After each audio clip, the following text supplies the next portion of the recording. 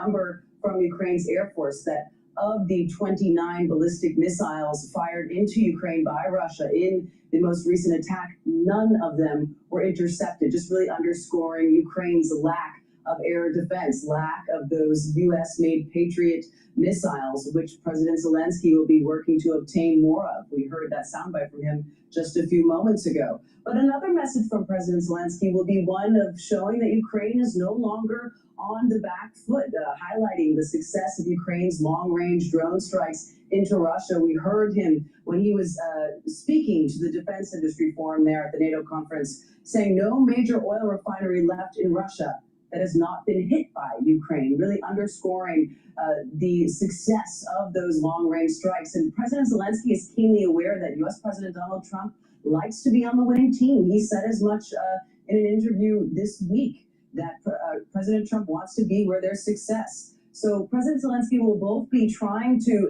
ask for help from his allies and at the same time positioning Ukraine as the winning team.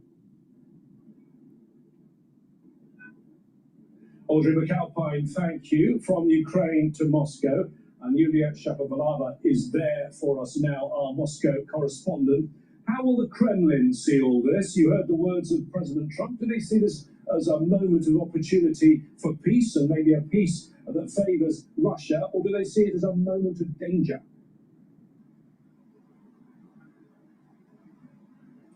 Well, the Kremlin is obviously following closely this summit. We've heard that according to NATO Secretary General Mark Rutte, Moscow is still the main threat.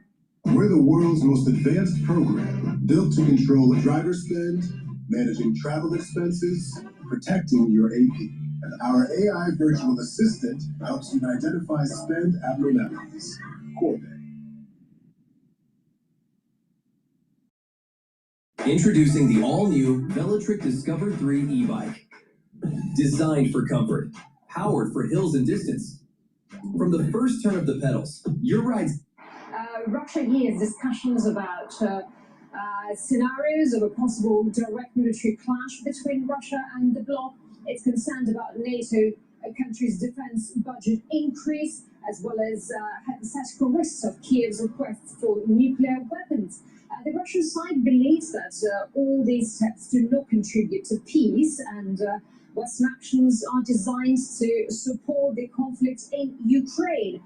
Foreign Ministry spokeswoman Maria Zakharova has just written that the direct escalation of tensions and the increasing budgets in the bloc will inevitably aggravate the strategic situation, and Europe is being increasingly pushed to a big war against Russia.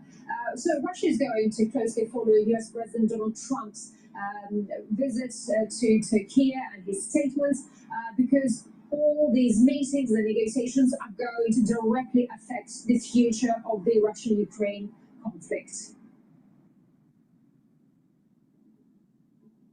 Yulia in Moscow, thank you very much. Well, the war in Ukraine is one of the reasons that NATO allies are now spending more on their defence budgets. The NATO Secretary General Mark Rutte, though, is also crediting Donald Trump. He says for the first time in 60 years, we have a US president who is making European allies pay their fair share. But will Donald Trump be satisfied? Hello, my name is DrPaulCottrell. Thank you for joining. We are live streaming on Rumble, YouTube, and my website, the-studio-reykjavik.com.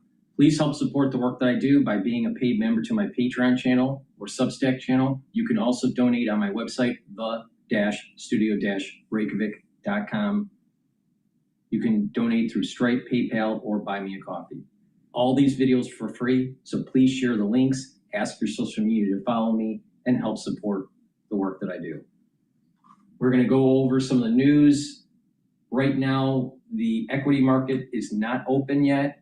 It'll open up in about 9 minutes for New York, but the equity futures for the S&P 500 are down. They're trading at 7,579, so expect the open to be down today. Right now, the VIX is relatively low. It's still just below 16. I wouldn't be surprised if we start to creep back up, but I think the open will be down. The currency market is stable. The euro relative to the dollar is at 1.14. The Japanese yen relative to the dollar is at 161.88. Oil is creeping up a little bit. We're going to cover it. It's related to Iran reportedly hitting or attacking some ships in the Strait of Hormuz. It's now at 69.47, so I wouldn't be surprised if we creep back up to about $72 a barrel. Right now, natural gas is trading at 3.217. I'm shorting natural gas and looking for a position to do a tactical long for the S&P 500 right now. Please help support the work that I do by going to my store, the-studio-reykjavik.com, and get the great products that I offer. I use these products every day, so it'll help to get healthy and to slow down the aging process.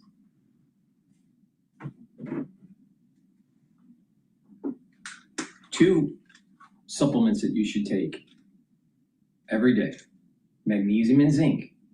Super important. It boosts up your immune system and helps with brain function. Magnesium is very important to start supplementing for brain function. Vitamin C and magnesium helps with the skin. They'll cross-link with the collagen when you drink filtered water. And also, vitamin C and magnesium will help to boost up the immune system and brain function. I highly recommend that you take them together, magnesium and zinc and the vitamin C and magnesium. Now, if you get the collagen, I recommend you to get the vitamin C and magnesium, drink the filtered water so it cross-links with the collagen to help with your dermal layer and improve your skin. So please go to my store, the-studio-reykjavik.com, use discount 5, you get $5 off any order. All the links are in the description of this video and all my videos. So what we're going to do is listen into the report about Iran reportedly attacking ships in the Strait.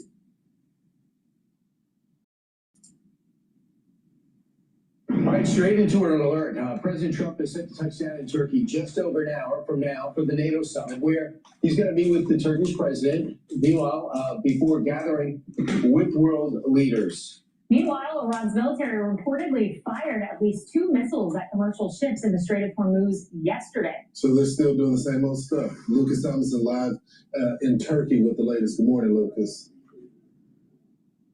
Well, good morning, guys. Last night on the eve of this NATO summit here in Ankara, and while Iran holds that massive multi-day state funeral for the late Ayatollah, Iran attacked more ships in the Strait of Hormuz. Here's President Trump speaking about Iran before taking off in the new Air Force One on its first international trip.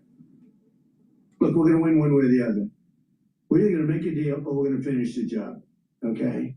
And it won't be tough to finish the job. I'd rather make a deal because I don't want to affect 91 million people. We can knock down their bridges in 1 hour. We can knock out their energy supply, all of those big plants that they build. One of the big questions looming over this 2-day summit: will President Trump allow Turkey back into the F-35 stealth fighter jet program? Turkey claims it has already invested $1.4 billion into it and planned to purchase 100 of the advanced 5th-generation stealth fighter jets, many we saw during the Great 250 celebrations in Washington and New York. Turkey was barred from purchasing them in 2019 when the NATO ally purchased the Russian S-400 air defense system. Israeli Prime Minister Benjamin Netanyahu has voiced strong opposition to allowing Turkey back into the F-35 program. Turkey's President Erdogan has had harsh words for Israel in recent years. Since the October 7th massacre, today Israel is currently the only country in the Middle East that operates F-35s. Turkey is a great country, but it's governed by a man who calls openly for the annihilation of Israel. I don't think they should be given F-35s or the engines for their fighter jets, because that'll upset the power balance in the Middle East, which is ultimately guaranteed by Israeli air superiority and also by, I think, by America's posture in the Middle East. As I mentioned off the top last night, Iran attacked commercial ships transiting southbound in the Strait of Hormuz using the channel off the coast of Oman. This is the preferred passage by the U.S. military to get commercial ships out of the Persian Gulf. Last night, an LNG tanker from Qatar was hit while making this passage, coming from the largest natural gas reservoir on Earth. Now, there are many other issues discussed at this NATO summit, guys. Ukraine, Also, defense spending. President Trump has told Congress he wants to spend $1.5 trillion in defense spending next year. That's about 5% of U.S. economy, GDP. President Trump wants other NATO allies to match that. Some already are in Eastern Europe, at least by a GDP percentage. Many in Western Europe are not spending anywhere close to that, guys. All right, thanks so much, Lucas. Of course, Spain, the worst offender. Canada has promised to spend more. Germany is actually buying more. So there's about a year and a half ago, and they're buying our equipment. Countries like France have decided to go a different direction when it comes to buying equipment. Good luck with that. We have to pick up the production to deliver. So if they're paying, it could be a huge profit engine for us. So I think if the president's talking about accomplishments, this is going to be listed as one of his great accomplishments. Understanding that making NATO understand they have to defend themselves for the first time since the 1950s. Really, since World War II ended, they always said, well, America's got our back. And they were highly critical of us at various times. But now they're going to have to step up. And because we have definitely pulled some of our troops out of there and some of our strength has left NATO. It's intentional. You know, I think, Kayla, you know, the conversation has kind of shifted a little bit. You've seen these meetings between the Europeans where they're starting to have a conversation personally saying, oh, we may have to defend ourselves. Some people think that's a negative. I actually think it's a great thing that they feel like they need to put more money toward their own defense. At the end of the day, American power is going to be the gold standard. They're going to need us regardless. We saw what happened within the Iran war where we asked for their help. Sure, they could have said that we could have used the bases, but it looks like a lot of the ships and carriers that they had weren't working anyway. So that shows you that they need our support. I'm glad they're starting to invest more into their own defense. No doubt about it. And President Trump, during term one, he had that 2% goal. He wanted every single country to pay 2%. And now that's been moved, thanks to President Trump, a new 5% of GDP commitment, which nearly every country, I believe all 32 except Spain, signed on to. And because of President Trump taking office in 2016 to now, you've seen a $258 billion increase in defense budgets and the amount being spent into NATO over that year period. That is President Trump. So really what the NATO allies should be saying is thank you, President Trump, for not only increasing spending, but also dealing with Iran, at least making an effort when these NATO allies sat back idly. Keep in mind that we have $980 billion, and we're like, well, that's a lot. But in actual terms of our GDP, it's less than 5%. So that's why we got to get up to 1.5 trillion. You know, during Reagan's time, it was at 5%, and that was during peacetime. We were coming into the end of the Cold War. But I think we got to get to 1.5 trillion. I think right now Congress is reluctant to do that. I would love to see an audit. At the same time, because I get the sense we're wasting a lot of money. We have a huge problem with weapons production. That's the real we problem. Still have not addressed it. And I think there's a chance of two things happening. Number one, I think that there might be in a situation where even Russia realizes they need to end this conflict. And the president fully realizes the Russians are losing. They have not gotten a kilometer left. The average lifespan for a person drafted today, once put into the front lines in Russia, is 10 days. And for every 6 Russians lost, 1 Ukrainian dies. And they're beginning to blow up every refinery in that country. They just hit Siberia, which is over 1,500 miles away, with rockets that they engineered, not from us. So let Ukraine, hopefully they can maybe finish the job in this summit. And I would love to see our allies surprise us by saying what they're willing to do to escort ships through the strait. Be sure to like and subscribe for all the Fox News I wouldn't be surprised that the military planners at the Pentagon and at the think tanks are thinking that there will be more escalation with Russia, potentially even with China, after the midterm election, and that we are preparing for a wider and longer duration kinetic world event. And this coincides with what I've been saying for almost 2 years. There's a curse coming. It's going to affect the whole world, and it's going to start on 9/11 of this year, and it's going to last for 2 years.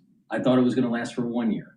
But actually, looking deeper into the data, it's going to actually last for 2 years, this curse. And you can see it. It's probably going to have something to do with temperatures in the world, have something to do with disease, food supplies, war, economics. It's all going to hit together. It's all converging.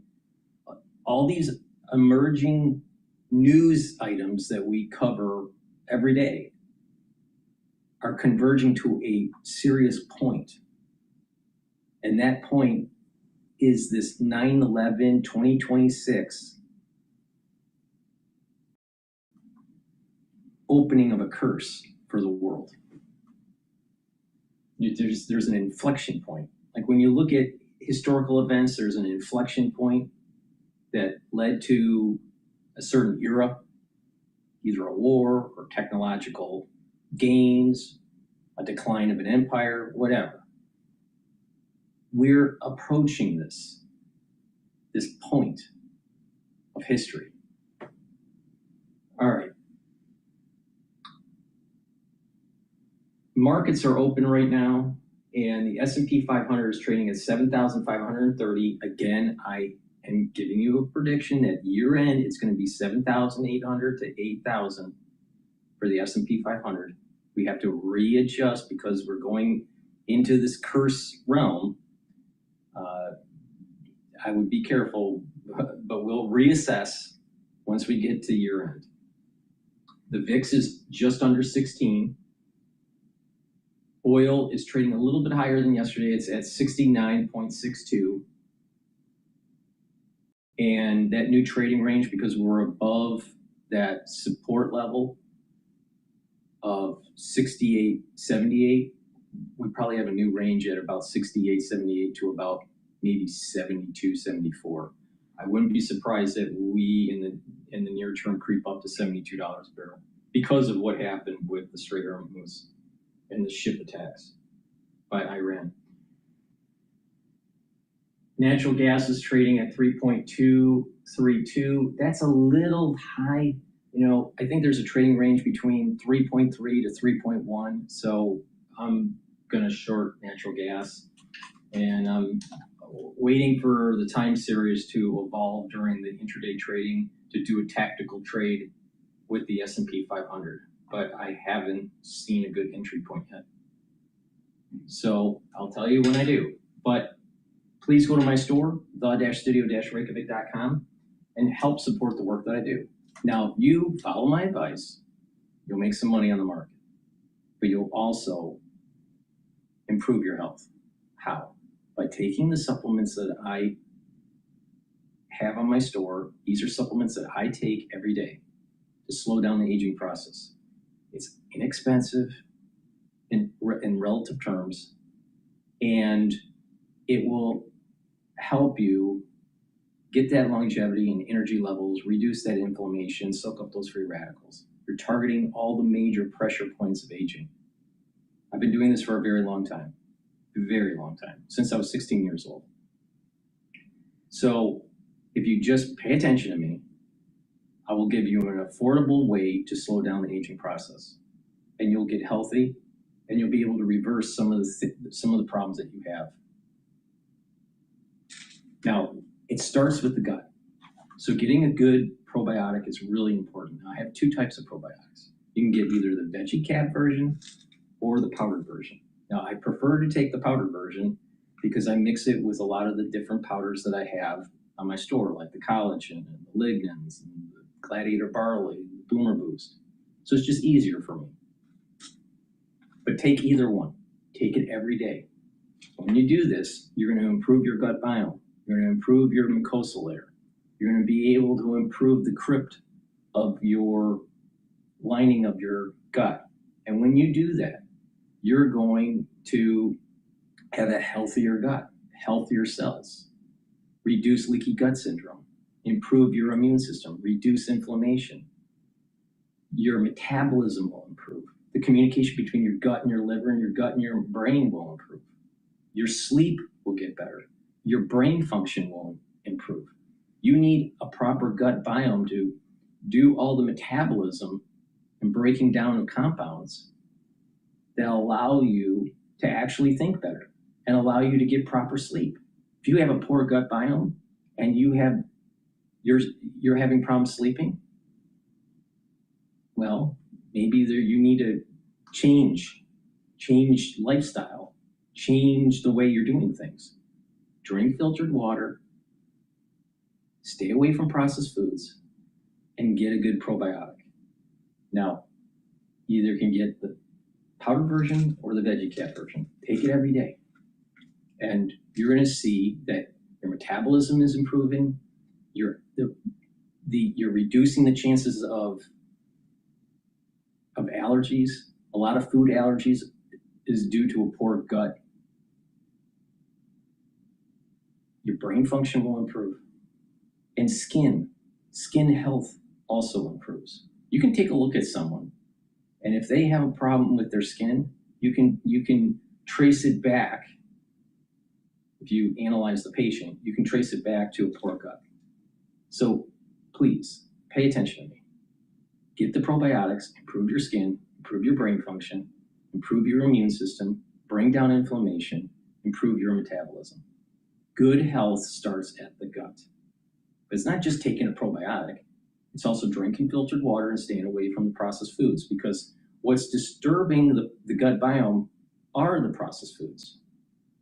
So please go to my store and get the probiotics. Make sure you use discount 5. I want you to save some money. You can use that discount as many times as you want. I want to get the supplements in your hands, use them so you get healthy. And when you do this regularly, if you follow my advice and you stack these supplements the way I tell you to, you will see major improvements in your life. All right, let's listen to Jack Keane, General Keane. Watching videos in a water bottle again? The angle's always wrong. It keeps sliding, and one hand is always busy holding it instead of doing what you actually. President Trump is going to be landing momentarily in Turkey for the NATO summit, this 2-day summit, bringing his America First agenda to the world stage. This is video of him last night boarding Air Force One at Joint Base Andrews. He is currently in the air and is going to be landing in Turkey soon. He is set to meet with Turkey's President Erdogan before attending a NATO leaders' dinner. That dinner is going to be tonight. Expected at the top of this agenda, ending the war between Ukraine and Russia. I think we're getting much closer than people realize, and President Putin wants it to end. I will tell you that very strongly. I don't believe so. I think this is going to continue, and if it's going to end, why is NATO needing to spend more for defense if the security threat is neutralized or negotiated? No. There's something bigger coming. Something bigger is coming. It's going to be after the midterms. And President Zelensky actually wants it to end now. And we're going to be going to NATO, and we're going to be talking about it. And I think we're going to get it. I think we're going to get it ended. It's been a terrible situation. NATO General Mark Rutte reportedly planning to unveil a multi-billion-dollar arms package after pressure from the commander-in-chief. Writing in a new op-ed, quote, "The alliance that has leaned too heavily on U.S. muscle is building its own and buying American, too." The president also reportedly is planning billions in arms sales despite pressuring allies to step up. Joining me now, Fox News senior. For the home gamers, I just put a position in to short natural gas. Right now, natural gas is at 3.248. The equity market for the S&P 500 is at 7,524. Strategic analyst at Institute for the Study of War Chairman, General Jack Keane. General, good morning to you, and your insight is so valuable here. Jerry Baker writes in the Wall Street Journal that his concern, and it's changed in the last month, is that Vladimir Putin could be getting ready to possibly attack maybe a Baltic state, possibly Poland. And he said, a month ago, I would have scoffed. Multiple conversations with European leaders and officials tell me otherwise. Your reaction to that? Yeah, well, certainly we've known for some time that seizing Ukraine clearly was his objective, and let's make certain everybody understands now the idea that Putin is ever going to take Ukraine is really out of the question. There was a number of people certainly who thought that Putin, the larger country, outmanning, outgunning Ukrainians would eventually win, and that narrative certainly was posited with the American negotiating team as well. But I think we're much more clear-eyed about what has taken place here. That's just not possible. The tide has turned in favor of Ukraine. But given the fact that Putin knows he's got serious troubles inside of Ukraine, there's people who think that he may seize this opportunity to masquerade those problems by taking on Europe and NATO at a time when they believe they're vulnerable and weak. And obviously much of this meeting is about building up European NATO defense capabilities with their defense industry, and also establishing a realistic deterrence against Russia's ambitions and expansions. A major strategic victory for Putin would be to break the transatlantic alliance. If he moved on those countries, he would only do so, Cheryl, because he believes that they will not physically oppose him, that it would actually sever the transatlantic alliance, and that the United States would not participate as well. If he tried to take those countries, realizing that the United States and NATO would oppose him, then that would risk, obviously, his being able to survive in that as a leader of Russia. So strategically, I think that's what Gerald Baker is thinking about. He can speak for himself, certainly. I don't think that's likely to happen. I think Putin clearly does have his hands full dealing with the situation in Ukraine and dealing with the challenge he's having internally in Russia. Ukraine is now taking down, in terms of oil storage capability, 34% of what Russia has. And we've just seen them strike an oil storage facility in Siberia, which is some 1,500 miles away. Quite dramatic what has taken place here. Gas shortages are prevalent in most of the major areas of Russia as a result of Ukraine's successful aggression here. And Russia, in desperation, is trying to kill as many Ukrainian citizens as they can. They're targeting non-combatants to put pressure on Zelensky and also to put pressure on the United States. But there's only been one person who hasn't been willing to go to a ceasefire here in the last 3 years, and that has been Putin. And I doubt seriously that he's willing to do it now either. Interesting that you to say that. And certainly we know that the president spoke with Vladimir Putin on Saturday, but he is scheduled to meet with President Zelensky during the NATO two-day summit. So we're going to be following that news. There's also some new overnight news I want to get your reaction to. Tehran's military reportedly has fired at least two missiles at commercial ships in the Strait of Hormuz. Now, Iran says a Qatari oil tanker ignored repeated warnings. Now, the British military says one of its tankers traveling off the coast of Oman did catch fire after being struck by a projectile. Both vessels had damage, but no casualties. Now, President Trump gave this warning to Iran yesterday. Watch this.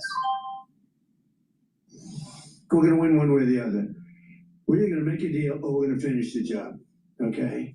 And it won't be tough to finish the job. I'd rather make a deal. All right. So I just put a position in the S&P 500. So long, it's a tactical move. I'm just dipping my toe into it to see where the action may be. If it goes down, I will continue to buy. And I'm shorting natural gas. And natural gas is at 3.244. I'm longing S&P 500 at 7,524.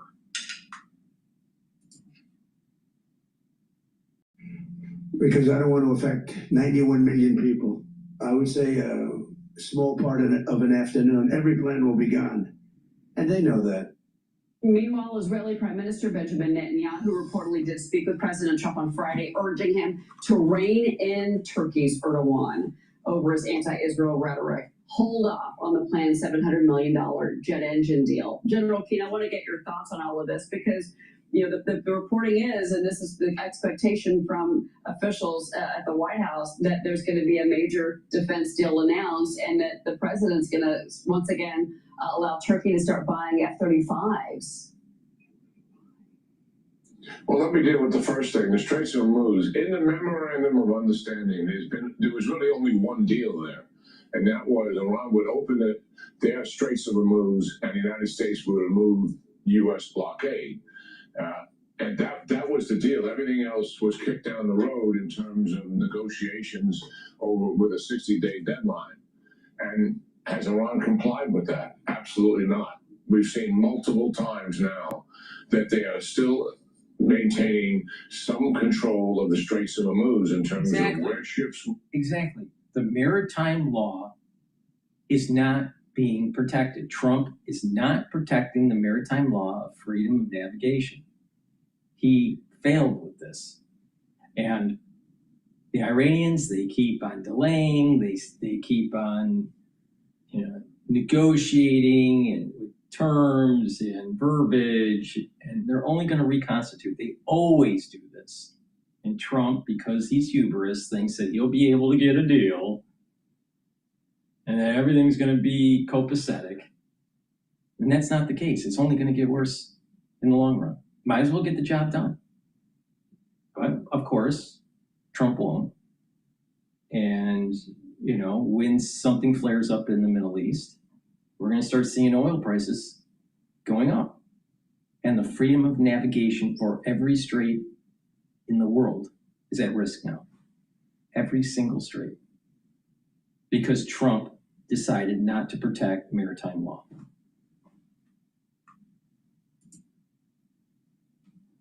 When they will go and ensure and making certain that they're paying for doing that, using insurance, tolls, fees, or whatever. That means Iran still is exercising a level of control over the straits. President Trump has already reacted to that once with military strikes. I suspect he's not going to permit this to happen. This is the first thing that we agreed to, and Iran is reneging on that agreement. We have this problem here with the negotiators saying one thing, but the people in charge doing something quite different. And that is what we're seeing happening here. In terms of Turkey, so our audience understands, the United States and Turkey are truly at odds when it comes to the Middle East. The fact of the matter is that Erdogan is a Muslim Brotherhood. He's pro-Hamas, and he's anti-Israel, calling for the destruction of the state of Israel. He doesn't agree with the Abraham Accords, which is a seminal achievement of the Trump administration. He's exercising domination and control over Syria, and he's informally stitching together an alliance consisting of Turkey, Pakistan, Syria, Egypt, and Azerbaijan and Saudi Arabia. And what is that all about? That is separate from the United States' influence in the region, and he's doing that because of the United States' domination and influence in the region. He wants us to have less of that. At the same time, he has a very cordial and friendly relationship with our president, and he is a member of NATO. To me, it makes no sense to give him F-35s, given the security issues and given his strategic objectives, which are so much at odds with the United States. Well, General Jack Keane, your perspective is that's. Please go to my store, the-studio-reykjavik.com, and get the heirloom barley. Heirloom barley will help to detoxify your body, bring down inflammation, and soak up free radicals. That's really important for your immune system and endocrine system. But by bringing down inflammation and soaking up free radicals, you're also helping with brain function, recovering after a workout, and helping with joint health. Individuals that have arthritis, part of that arthritic pain and problems with your joints is due to inflammation. So you need to bring that inflammation down. You can do that with the heirloom barley. But take this every day. It's a great way to detoxify your body. It's a month's supply. Or you can use zeolite.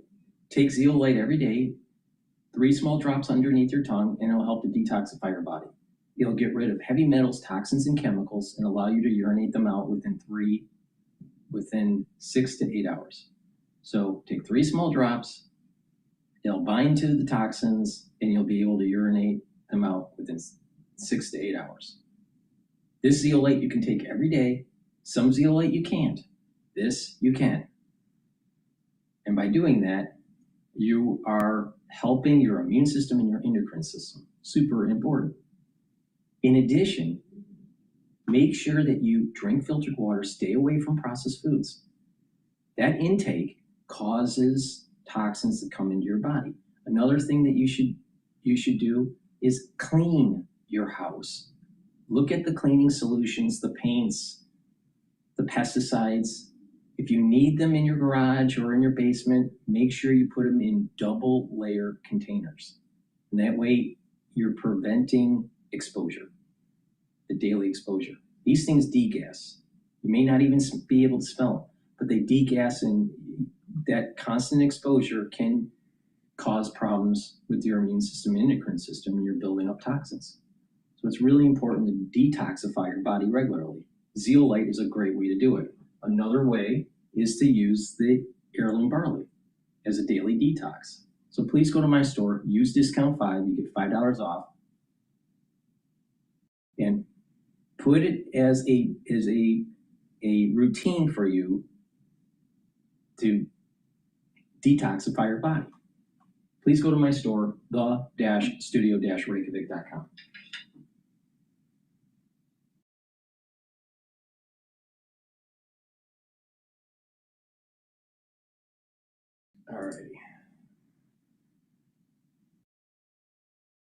All right, this is the real threat GOP rep says America must focus on here next. President Trump arriving in Turkey this morning for the NATO summit, the two-day summit underway in Ankara, where much of the focus is expected to be European defense spending targets, contracts that could benefit the United States defense sector. NATO remains under pressure from Russia's ongoing aggression in Ukraine. I want to bring in Iowa Congressman Zach Nunn. He is also a veteran of the United States Air Force. Congressman, thank you for your service.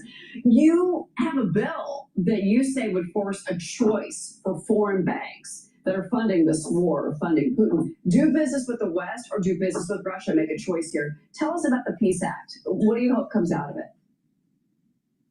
Well, Cheryl, this is the perfect buttress to what President Trump has already done with our NATO allies to hold Russia accountable. And look, the Peace Act is based on peace through strength, holding Russia accountable, cutting off their very source of oil and energy, opposing their ghost fleet. And I'm happy to say it's already passed through the House committee here with overwhelming support. The key thing we do not want to see is that Russia continues to be able to profit off of illicit oil sales or do banking here in the West where it makes interest rates returns largely through European banks and holdings here in the United States. The president has already shown that if we do this effectively, we can stop Russia's ability to fund 1 million men coming out of Russia who have been casualties of this war so far, equal numbers here in Ukraine, and make sure that our allies are actually investing in the United States, investing in our defense production here locally, as opposed to continuing to fund energy sources going into Russia that ultimately perpetuate a war of attrition for both the Russians, the Ukrainians, and certainly the entire world. I'm really happy to see this go forward. It's the only bill in Congress right now that's actually made it this far down the road as a combat veteran. I want to see this conflict stopped, and I want to see America come out on top and Russia stopped. What banks are you targeting? Do you have specific names that you can share? Yeah, so I think the two biggest energy producers here are going to be the ones based in Russia, and there are financial institutions across both Europe and the United States who continue to hold funds for the Russians. These are, these are our well-known banks here who have a responsibility to hold these assets and not allow the interest to go back to Russia. Overwhelmingly, though, I think it's important, Cheryl, to know these are European banks who need to be held to the same accountability standards that we've done here in the United States. We've held 6 different House Financial Services Committee hearings on this. Because of the issues that we're seeing with the Strait of Hormuz, oil is starting to creep up above $70 a barrel now. And I was saying this yesterday, that if it broke the resistance level of 68, 78, that there's going to be a new trading range. I would not be surprised if this goes up to $72 a barrel. But right now it's at $70.04 for WTI futures. The natural gas is creeping up a little bit. It's at 3.260. and equities are at 7,512. If it breaks the 7,500 mark, I think that there will be algorithmic traders buying some shares into the S&P 500. The committee, Frank Schill, has his repo act included in that. It would take this money back, nearly $60 billion. It could be used directly to help fund Ukraine's defense, but more importantly, purchase U.S.-made manufacturing. But did you name? US. Have you named the banks in the bill? That was my question. Did you name the specific banks? No, this is Cheryl. This is going to go for every single bank that's out there. The top 10 are the ones that we are most impacted by this. Okay, so it's broad. Okay, so let me ask you something else here about this summit, because there's an expectation now, and there's reporting in the New York Times about this, that the president is expected in Turkey to say that he's ready to once again sell F-35s to Turkey. He's the one that stopped that earlier because he didn't want the Russians to get a hold of that technology, but that could hit a block in Congress. What do you make of that reporting? Because he would have to possibly get approval from Congress. There might be some legal issues there. Would you support it? The F-35 is an amazing aircraft. Okay. Yeah, I do, and here's why. Turkey has been an ally with the United States for a long time. I've flown operations out of Turkey. We've flown combat sorties against both Iraq and Afghanistan in tandem with our security operations for the U.S. interests in Syria with our Turkish allies in the region. We have air bases in Turkey right now. We fly F-35s through Turkey. The best way to deter Russia and candidly Iran is to be able to have a strong sales export to Turkey. I think the president's absolutely right on this. Congress needs to sign off on it. But here's the real threat, Cheryl. As we look at what's going on in Europe and with NATO requiring them to spend at least 5% of their GDP on defense, we've got to start looking at resupplying our supply chain here in the United States to deter China. The sale of F-35s to Turkey continues to build a supply chain of success, one that is in high demand, both in our allies in Singapore, Japan, Taiwan, other countries throughout the Indo-Pacific. We need to make sure that we've got enough aircraft going to them. That's the threat that I see as being top tier. Turkey's certainly an ally on this, and we've worked with them on the F-16s. But the F-35 is a cutting-edge fifth-gen fighter jet. Let's make sure our allies have access to both the equipment, the pipeline for pilot training, and then that we've got a supply chain here that's durable by making sure we have enough orders done. Turkey can be a provider for that. Your military experience certainly lends you to the expertise that you obviously have on this issue. Thank you for answering that, Congressman. I do want to get to some other business in front of you, because there's only 8 legislative days left for the House to pass key pieces of the president's agenda before the August recess. Now, the president has been posting on Truth Social this morning from Air Force One. One of the things he wrote is this: when Congress returns, we must pass Reconciliation 3.0 with $350 billion for defense, plus the Save America Act. I am calling on House and Senate leadership to make this their #1 priority. The House has passed the Save America Act 3 times. As you know, at this point, the Senate remains stalled on passing it. Kansas Senator Roger Marshall actually joined me on Sunday. Here is his suggestion for how to get the bill passed in pieces. Watch this. It is through this reconciliation process. Imagine never brushing your retainer again, just water and the touch of a button. Outdated cleaning methods have dominated our routines for far too long. It is through this reconciliation process of 50 votes that we could probably fund states that want to check ID. Maybe we could take some of the federal election money that we give states that they're not checking for IDs. But again, I go back to this: 80–90% of Americans, including a supermajority of Democrat voters, want election integrity. They want voter ID. They want proof of citizenship. I'd be all for a reconciliation bill to pass. The president's supplemental that's going to include, by the way, year-round Ep49 and some extra funding for farmers who are bearing the brunt of fertilizer prices right now. So maybe we do need to do that through reconciliation. My suggestion is let's bring these one piece at a time. Let's get the Democrats on the record. Let's vote just specifically on voter ID. Then let's vote specifically on proof of citizenship at time of registration. Let's get these Democrats on the record and let the American people put pressure on them on each one of these votes individually. Congressman, would that idea work, in your opinion? Well, look, here's the great news. We've already done this in the House. And so if the Senate wants to take it piecemeal, great, good for them. All I ask my colleagues in the Senate to do, let's keep moving forward on this. As you noted, we voted for this 3 times in the House to make sure that we've got voter integrity. More importantly, my own state of Iowa, we've been doing this for years. You gotta have an ID to vote. It's a basic principle. And equally, you gotta be a qualified American to be able to vote. We've had huge success in our state showing that this can work, and we have integrity on our election day that people know and trust. This is not a Republican or Democratic issue. This is a good voter integrity bill. And here's the reality. The president has already agreed to this. We've been able to move it forward. And I think you're absolutely right. We have a few calendar days left where we actually get to make an impact on this. We've moved forward things like year-round Ep15, as the senator noted. We've been able to get this over to the Senate. I'm asking my colleagues on the Senate side, come to the table. Let's get something done. We have the month of July left, and we have the month of September left, where we can still move good, legislation forward. Top of the agenda for me, National Defense Authorization Act has to move forward. We've got to be able to make sure that we've got our frontline intelligence officers covered with a new form of FISA that reforms and protects Fourth Amendment rights. And we've got to make sure that we are funding our budget through the end of the year. Here's the reality right now. The House has been able to move forward on a number of our appropriations bills.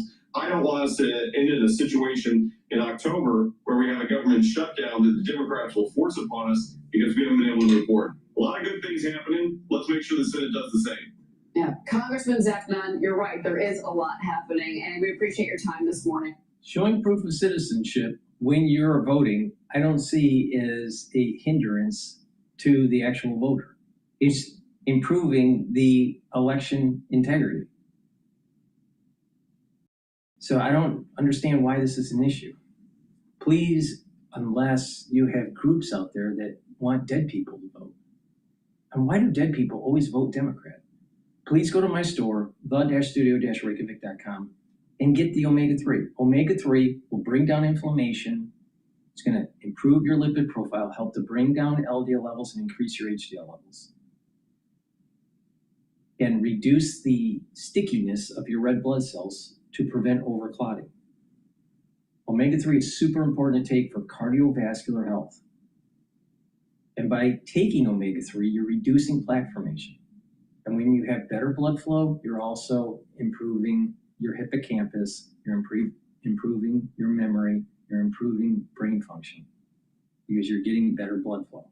So please go to my store and get the omega-3. Good night formula you should take every night. It has tryptophan, melatonin, GABA, and passion flower to allow you to get into 3 to 5 cycles of REM sleep and deep sleep. When you get into these cycles of REM sleep and deep sleep, you're consolidating memory, detoxifying your central nervous system, and you're going to be well rested. When you do this regularly, you're slowing down the aging process and improving brain function. If you want to reduce the probability of getting dementia, proper sleep is a great way to do it. But also bringing down inflammation is important too. Clarity factor, a great way to improve your neurons and the neural connections. This will get rid of brain fog. You take it every day, drink it with filtered water, and over time what will happen is that your neurons will link together. You'll be thinking better, you'll have better memory, you'll have better concentration. And over time, you're improving your brain function. Please go to my store and get the Clarity Factor. So a great stack here, the Clarity Factor in the morning, the omega-3 in the morning, and then the Good Night formula at night. You're helping with brain function, you're helping with your cardiovascular health. Please go to my store, the-studio-reykjavik.com, use discount 5 to get $5 off any order. The link is in the description of this video. So go to my website and get the great supplements that I offer. Make sure you use discount 5. I want you to save some money, all right? And I want you to get healthy, because how are we going to fight the socialists if we have a bunch of conservatives that are unhealthy?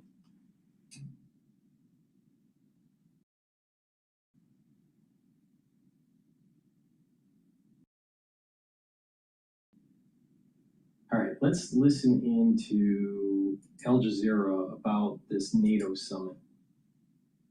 Time-tested partner all the way back to the Iraq war, to Afghanistan, and now in Iran. And that is something that you hear them talk about as well, that on the Iran file, they're going to have discussions as well. So it appears that this is a relationship which is strong, which is evolving, and kind of bigger than the rest of the NATO relationship combined. Osama bin Junaid, it's good to have you with us. Thanks for joining us live from Ankara. 6 NATO countries share a border with Russia, and Poland is one of them. Only 2 of the 4 land crossings between the 2 countries are open and with a heightened security since Russia's full-scale invasion of Ukraine began.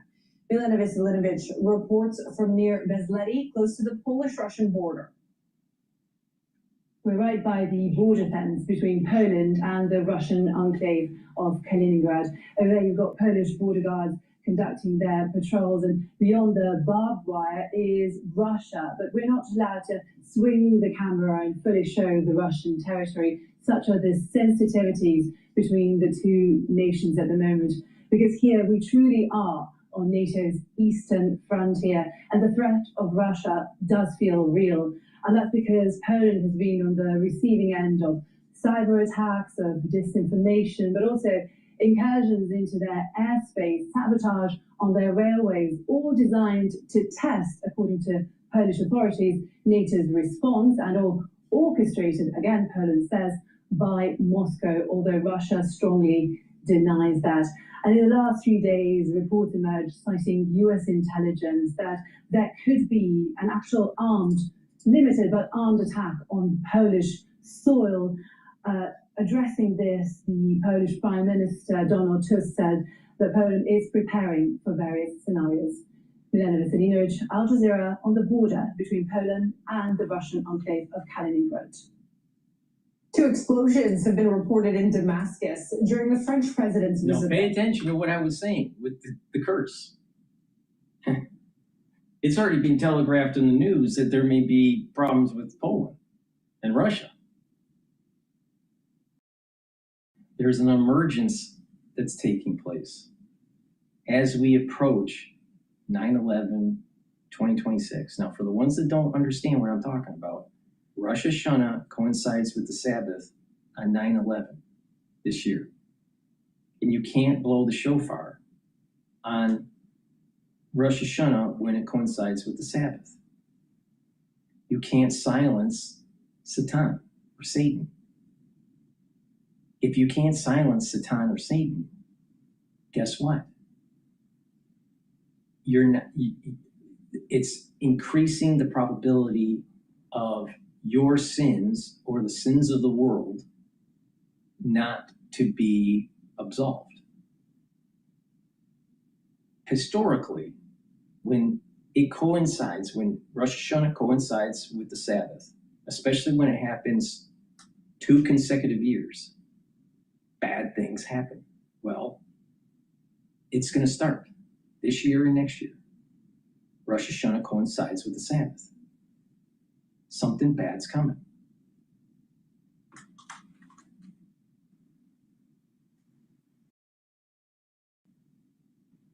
Okay, let's see here. Let's listen into NVIDIA. I think they're talking about AI chip stocks here. Much of what you're doing as you journey through life is to continually expand your personality. Is there something small that you can do on a daily basis? They buy big on dips. I want to bring in now Steve Sosnick, Interactive Brokers Chief Strategist. And Steve, listen, I know it's great for your business, but you also are concerned about retail investors who may not understand some of the warning signs that they should be looking at with respect to going all in on every dip. Well, thank you, Charles, for bringing it up that way, because my feeling is, you can't fight a trend. You can't fight the tape. That's an old expression that holds a lot of water. But what you always should be doing is thinking about, like, when might the trend be changing? How am I going to be sensitive to it? And so buying the dip has worked essentially almost foolproof manner for the better part of, call it 10 plus years, probably since the global financial crisis. I think you go back to March of 2009. We've had some, but essentially if you bought the dip since then, you've done extraordinarily well. Tended to do very well, but the problem is that can lead to complacency. Not every dip is a buying opportunity every single time. And I think just you could do it, but you better be aware of times where the situation might be changing, because it's very easy to go from constructive dip buying to being a bag holder? Is there one key thing? I know there's several things probably in your dashboard that you're paying attention to, but is there one thing you can impart to our viewers? You know, increased volatility, you know, any sort of signal that will say, okay, let me just pay closer attention. There's another The S&P 500. The S&P 500 is trading at 7,502. It's probably going to break and start trading in the 7,400 range, maybe 7,450. But the thing is this is selling off because of the news about, I think it's twofold. You have chips, individual companies starting to discuss that they want to make their own chips and deviate from NVIDIA. So that whole circular financing may be unraveling or getting stressed. Maybe not unraveling, but getting stressed. So you have that circular financing. NVIDIA is getting hit. NVIDIA is also getting hit because of Samsung doing well. And you have a lot of the hyperscalers and tech companies starting to issue corporate debt to help finance this build out. Well, wait a minute. I mean, yes, they are cash cows. Amazon's a cash cow. But the canary in the coal mine is you have, right now, Oracle is a little stressed because of their build out in AI and being a hyperscaler. They had to issue debt. The true revenue stream hasn't really come to fruition for the hyperscalers. So individuals that were buying in to that whole Mag 7 the Mag 7 AI trend they are like, well, wait a minute here. Something is starting to fade. Something's starting to break, especially with that circular financing. You have these companies coming out with more debt. Now, things are relatively good. Now, pay attention to what I was saying about the curse that's coming after 9/11/2026. It's going to last for 2 years. They're issuing debt. They have decent cash flows. They'll be able to pay this debt. But what happens when the recession hits? Now, let's go back to 1873. 1873, when they were building out the railroads. It was okay. And then all of a sudden, they started issuing more debt. And it wasn't really regulated because of the trusts with these banks. And eventually, the banks failed. Now, we have regulations, but there's a similar theme here. Speeding up the build out of AI, and all of a sudden you have to issue debt to keep on fueling the build out. And then what happens when there's some bank stress, a recession, investors not willing to soak up the liquidity? Think about it. The United States Treasury has to issue a lot of bonds. And they're competing now with a bunch of tech companies that are issuing corporate debt. Are there enough investors out there willing to buy debt, sovereign debt or corporate debt? It's a big question. And yields may start to balloon out. So this is something to pay attention to. But right now, the S&P 500 just broke, as I was talking, the 7,500 barrier. So right now it's trading at 7,491, and VIX started to spike up. It's above 16 at the moment. Oil is trading at $70.12, and natural gas is trading at 3.275. But don't bet against the United States, and you just nibble. You don't, when you buy the dip, you don't put everything in. You nibble at it. Nibble, nibble, nibble. And then as it's moving up and the trend is starting to go in your favor, then you start adding in more positions and you're reducing the risk. When someone has cash on hand and they just buy the dip, that's the wrong way, because you might be okay, but what happens if it keeps on falling? That's why you just nibble at it. And if it keeps on falling, you nibble some more. If it keeps on falling, you nibble some more. And then when the trend starts to change, then you start adding more positions and you'll have less risk exposure. That's how you manage risk if you are longing a particular asset.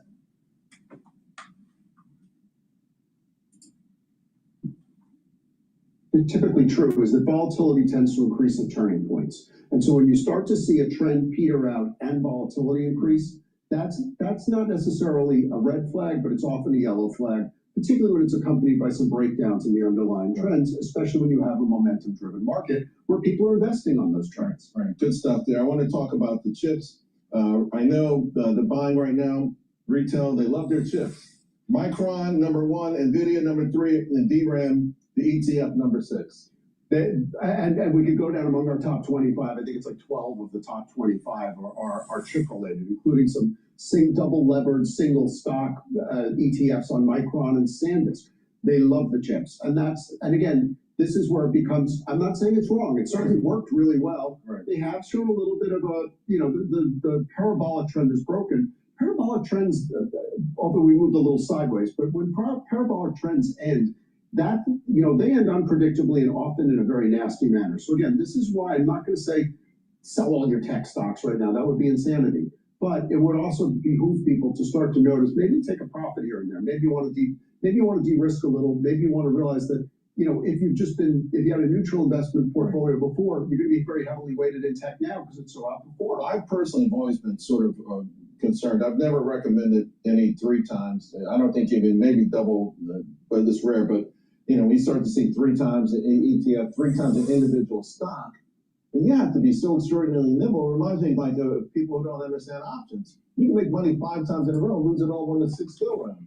Well, I totally believe in the 2x and 3x ETFs, but you have to use risk management, and this is the reason why not everybody can do it. They either don't have the personality, they don't have the psychology, or they just don't see the pattern recognition.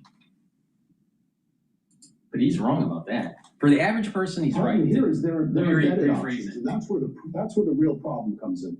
He's right for the average person that 2x and 3x don't touch. But for the one that does have good risk management, has a decent amount of cash on hand, and has good pattern recognition, 2x and 3x is how you become very wealthy. People don't read prospectuses, but on the front page of prospectus, in big bold letters, these all have a similarity. They all say that these match the daily returns of the underlying product. They don't match the ongoing returns, and you tend to underperform. And the higher the volatility, because you're buying options that decay faster, you underperform even more. So these are trading vehicles, not investment vehicles. Yes, I agree with that. Speaking of risk, absolutely, I want to segue into prediction markets because they are just exploding. Yes. I saw a stat today on betting on Kelce and poly markets on the World Cup. Your firm doesn't do sports, but you do have a predictions market. We do. IBK, our forecast trader. We've limited ourselves. Prediction markets. The entertainment space. Prediction markets is just betting. Don't do it. It's a waste of your time. All right. Let's see. What else is going on in the world here?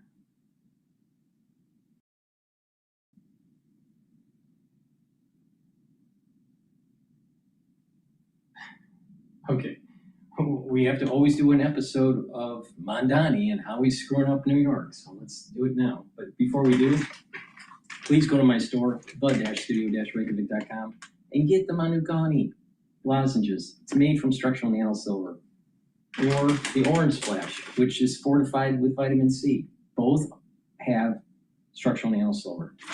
With structural nano silver, you're going to be neutralizing. This is really important during the cold season and the allergy season. And it's going to protect your oral pharynx, so you mitigate any further problem. It's perfect for cleaning the house. Take it prophylactically while you're dusting or cleaning the garage or the basement or even working in the yard. Have some at home, have some at work, get a few bags for your household. They're very effective and they're inexpensive. So please go to my store, get the structural nano silver lozenges.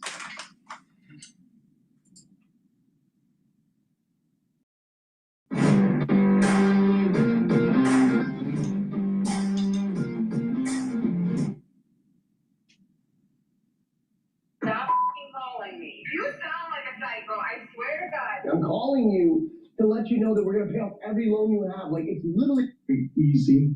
All right, New York's plan for city-run grocery stores facing a new round of pushback as bodega owners report aides to Mayor Zohar Mamdani started asking about their top-selling items, which products make them the most money. Now, some store owners are wondering if City Hall's figuring out how to compete with them.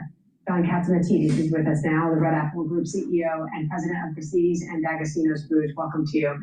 Good to see you, John. I know you care so deeply about the city and the people of the city and the employees of the city and the employers. Many of these bodegas, family-owned, work 7 days a week. They know the names of the customers who walk in the door.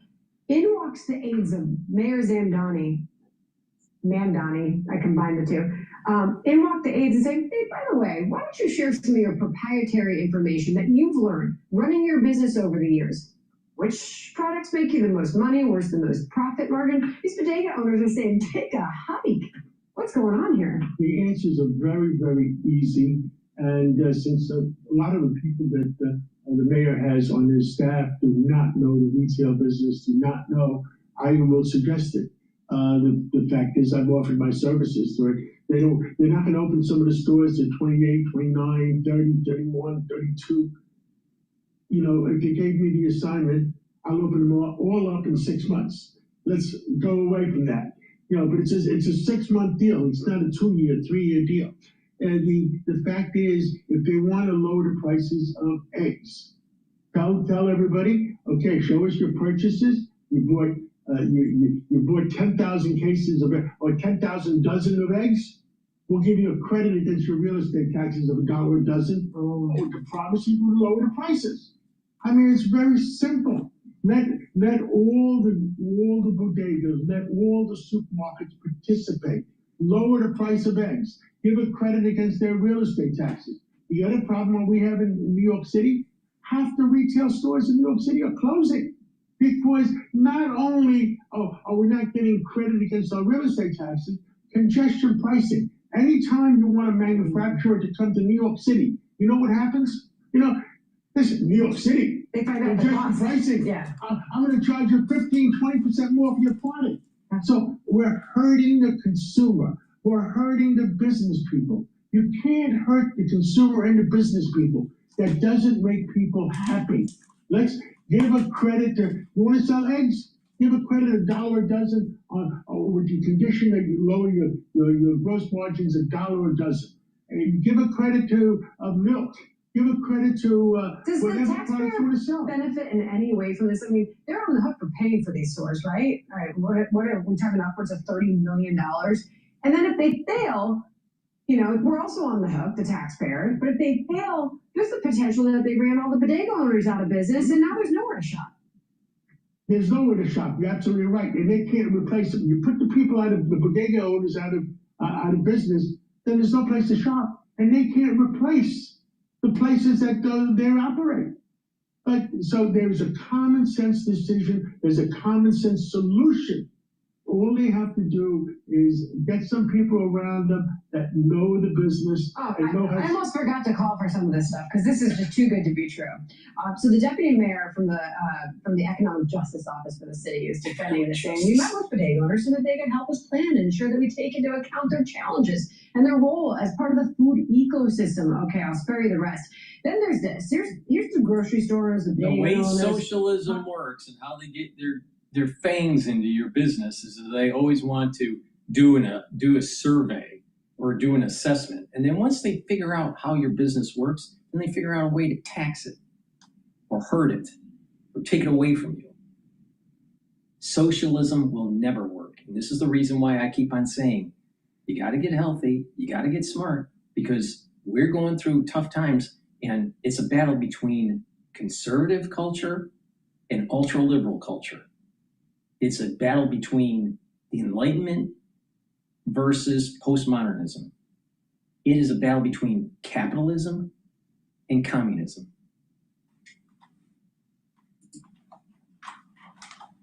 The New York Post about this is a roundtable discussion. They wanted us to share proprietary information with them, but they don't answer our questions. It seems like a clumsy, one-sided fishing expedition. I would be put off if my local government asked me questions about my profits and margins. It's none of their business. Here. I'll finish off with this. This is key food owner Ruben Luna on his concerns over these government-run stores. Listen.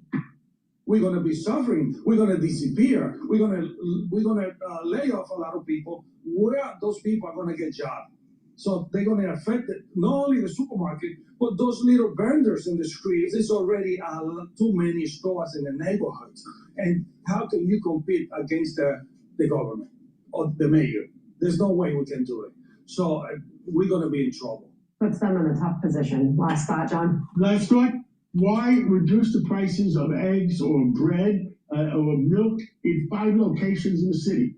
Reduce them in all locations by giving an equal amount of credit for reducing the prices. Have you pitched this idea to the mayor? I've offered my services and I still offer my It seems like it's simple. Common sense, John. It's common sense. Imagine that. Thank you so much. Always good to have you. Thank you very much. Jillian?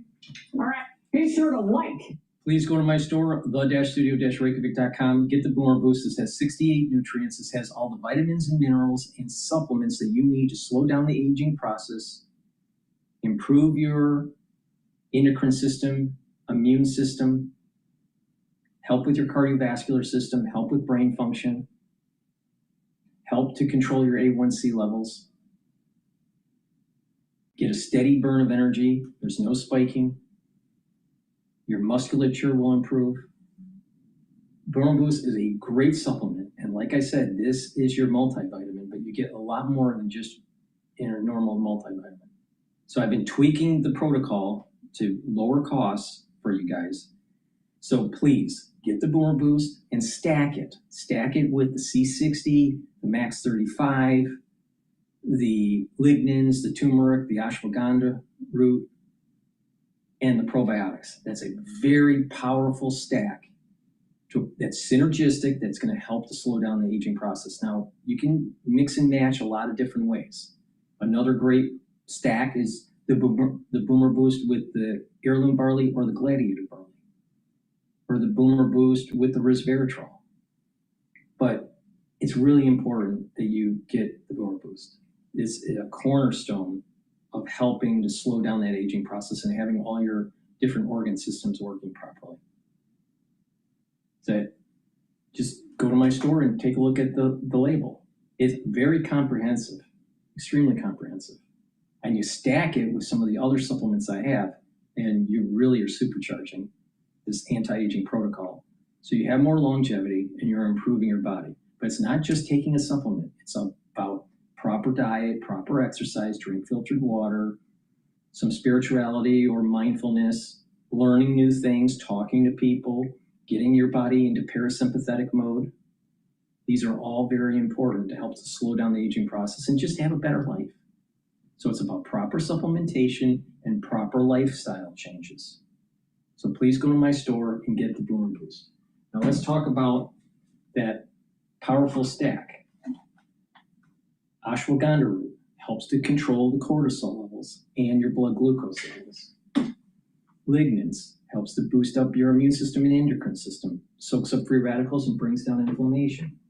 Turmeric soaks up free radicals and brings down inflammation. Now, when you're bringing down inflammation, you're helping your cardiovascular system, your joints, and also brain function.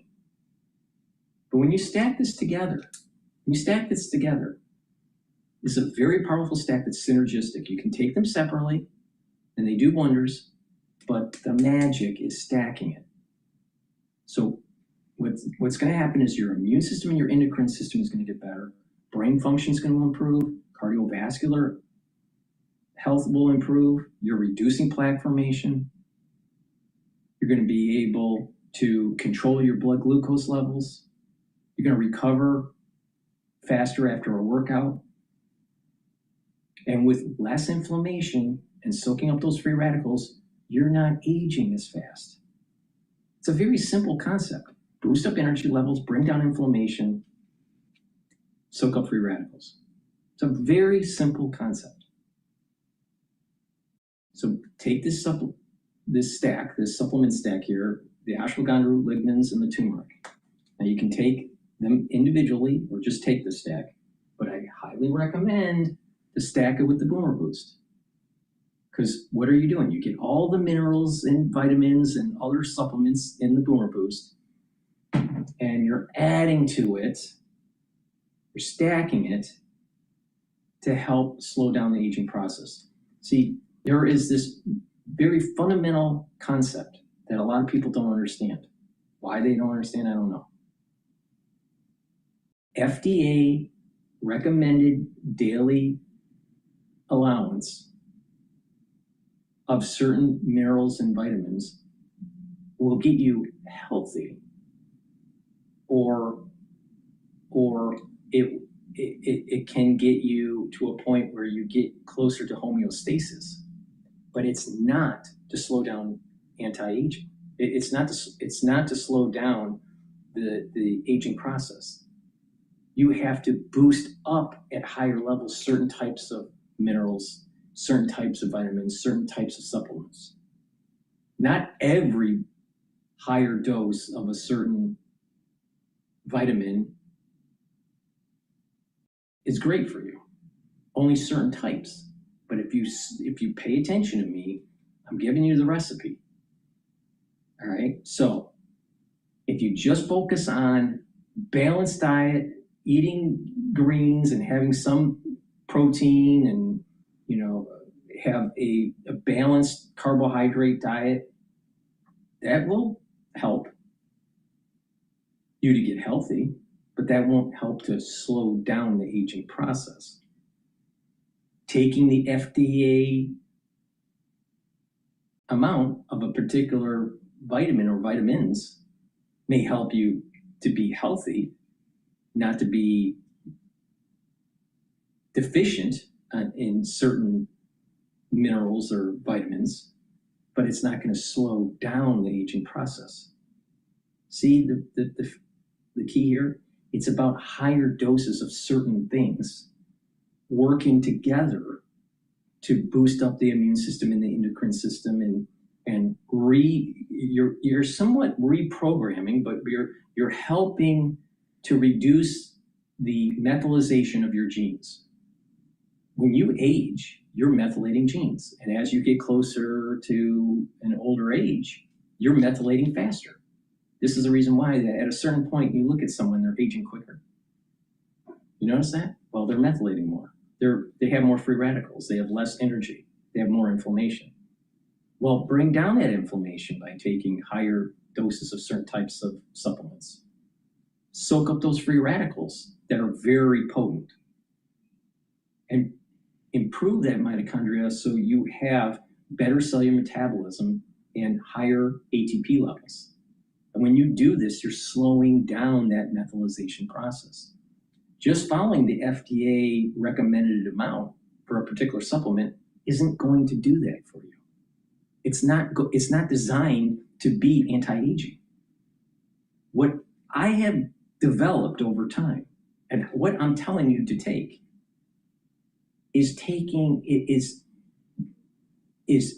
piercing through the major vectors of aging, and you are now building your body slowly to a point where you're slowing down that aging process.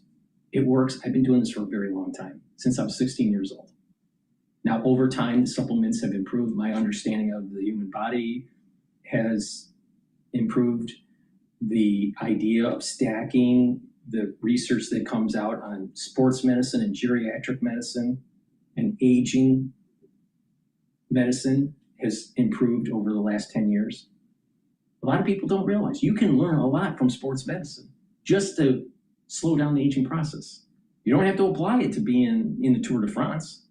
You don't have to apply it to be a professional soccer player or a triathlete. You can use principles to actually slow down the aging process from sports medicine. So all you gotta do is just listen to me. So get the turmeric, get the ashwagandha, get the lignans, get the Boomer Boost. It'll slow down the aging process, boost up that immune system, and help with your endocrine system. But by keeping that inflammation down, controlling those blood glucose levels, getting better blood flow, building musculature is neuroprotective too. So you're improving your brain function.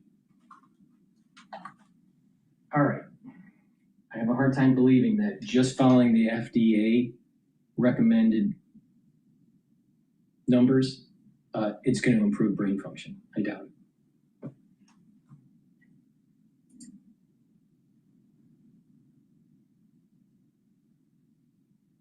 All righty. Let's take a look at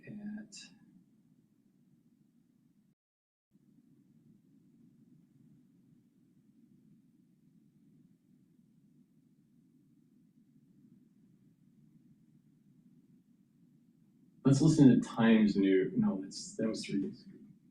That was 3 days ago. I want 3 days ago news. The S&P 500 is trading at 7,489 at the moment.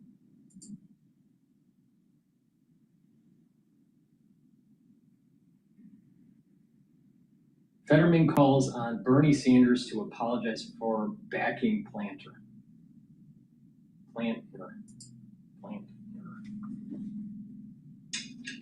The IRS is not going to tell you this, and most CPAs actually won't tell you this either. Once your income reaches over $400,000 a year, it is likely that you're going to be overpaying taxes. Here's actually what's happening. Most tax professionals file tax. In the meantime, if you want to keep getting ripped off by foreign organizations, from the UN to the WTO to FIFA, vote Democrat. And that's the angle. Here with reaction is Pennsylvania Senator and Democrat John Fetterman. Senator, should we expect to see impeachment articles filed over Trump's FIFA call? Oh, yeah.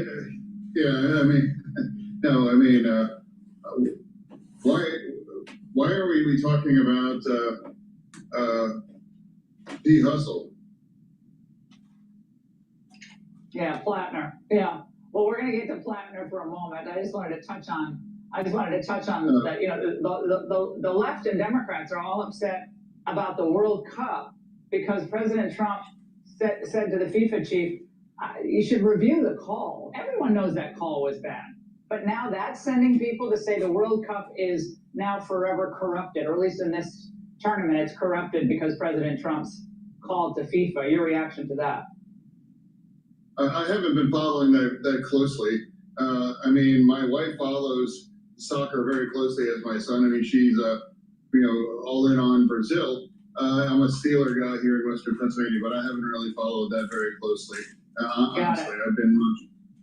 Got it. We'll get on to the story that I think you want to speak about, which is Graham Plattner. You were one of his fiercest critics. And of course, now Schumer and other Democrats are saying he needs to drop out before the July 13th deadline, which is coming up in just a few days, for him to be able to actually drop out of the race. Your reaction tonight? Well, what I'm saying, really, all of my thoughts are with the poor woman that he attacked. So for me, I mean, how courageous it was for her to go, and I mean, what he did is he effectively broke in her home he went in her home without her consent. Then she came upstairs and assaulted her. And now she also described that created a dangerous situation for a possible pregnancy because of those circumstances. So what he's done. So really, it was very brave for her to come at this. I'm so sorry for what she's been through at this rate. Absolutely. But your party was willing, your party leaders, not you, was willing to look past all these other allegations against him, from the other woman who said he grabbed her, to the tattoo, the Nazi tattoo, to all the other Reddit posts that had been dug up. So they were willing to overlook all of that because he was their star. Yeah, I mean, I refuse to overlook that. But honestly, I would really call Bernie Sanders to apologize for pushing this kind of predator more than anyone he helped him elect, and now apologize to the victims, especially the woman that she claimed that he raped her. So I don't know why you want to keep pushing these kinds of people. Maybe he should consider set a few out and stop pushing these kind of communists and people. And now people, like P. Hustle, now he has been credibly accused of rape, and that's fairly recent too. That was only less than 5 years ago. Well, he said that allegations are untrue, but that he's basically reviewing his options. He's obviously going to drop out, correct? Well, he was already a dead man walking politically. So regardless, now when the entire Democratic Party in Maine has called him to leave, and now also, as far as I know, whether it's Schumer, Gillibrand, and other leadership in the DS and other people have all called him, had to go. He's a dead man walking. I don't know why he's trying to pretend that he's not done too. Even those Pod Save America people that push that dirtbag, you know, and they dismiss those things in the New York Times article. Maybe they ought to apologize to the women that clearly they didn't believe or they dismissed that. I know Democrats that have, you know, back to back endorsed and got all in on Swalwell and were on the Plattner train as well too. So maybe stop, you know, getting on bed with absolute dirtbags, someone like Plattner. Well, the woman who's claiming she was raped gave an extensive interview tonight with Jake Tapper. This is part of what she said. Why come forward? A few reasons. One of the biggest ones is that I think that there are a lot of men in this world relying on the silence of women and to be where they are. And I don't want to contribute to that.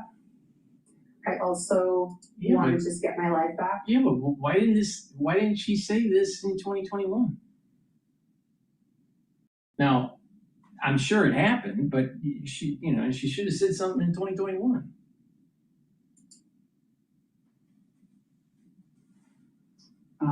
Hard words to hear. Yeah, absolutely. It's terrible. And that's why my heart goes out to that poor woman. And now also what he's put all those other women that when the New York Times described how abusive he was. So many Democrats dismissed that or said it's not a big deal or we don't believe it or it's politically motivated. I'm sure he's going to drop out. I'm sure. Okay. Iranian forces strike tankers during the Ayatollah funeral. This is Fox News. People don't just walk up and say, "Hi, I'm sexually interested in you." Birth control can influence who you're attracted. So right now, a live look as President Trump arrives in Turkey for the high-stakes NATO summit in that 747A, that new Air Force One right there. He's taking a look at. You know why? The new plane. We got to make sure the stairs fit. You know, it's a little bit higher. It's a lot bigger. Right. It's a lot bigger plane. So he's like, wait a second. We got to make sure that gap is okay. And it's fast because they're early. And at any moment, we'll see him. He'll descend the staircase. The Turkish President Erdogan is expected to meet him there at the bottom. There will be an arrival ceremony, followed by an honor guard review, and a bilateral meeting. We will have all those images live for you here on Fox and Friends. Yeah, it looks like, bro, they've already rolled out the red carpet for the president, just waiting for him in anticipation that he was going to arrive early. Yeah, I mean, this is going to be interesting because one of the things he says he's going to surprise Erdogan with is speculated by readmitting him to have F-35s, which among the people that don't think he should be getting was most of NATO because he has the S-300 Russian defense missile system. And do you want the RF-35 to reverse engineer and be able to show a compatibility with the Russian defense system? They said use our system, don't use the Russian system. So we'll see if something's going to give there. Because among the people that don't want him to do that is Prime Minister Netanyahu, who mentioned that yesterday. Lucas Tomlinson is live in Turkey with the latest. Lucas. Well, good morning, guys. Just a few minutes ago, President Trump and the American delegation arrived here in Ankara for a 2-day NATO summit. For the ones that have been paying attention to the dashboard, the S&P 500 is trading at 7,486. It didn't look like there were algorithmic traders coming in. So this sell-off because of AI in the chip market and potentially even the bond issuance that had been telegraphed by some of these tech companies has weighted down the S&P 500 for today. So today probably will continue on with not a deep sell-off. We're talking, VIX is only at 16, but it's just going to trend down today. Most likely tomorrow it will go up, I suspect, or we may get individuals coming in at about 2 o'clock. But sometimes institutional investors will make sure their trades come in, are placed at 2 o'clock. So pay attention to the 2 o'clock action. First trip abroad aboard the new Air Force One, a gift from the Qatari royal family. You saw that big American flag popping out of the hatch to the top part of the aircraft.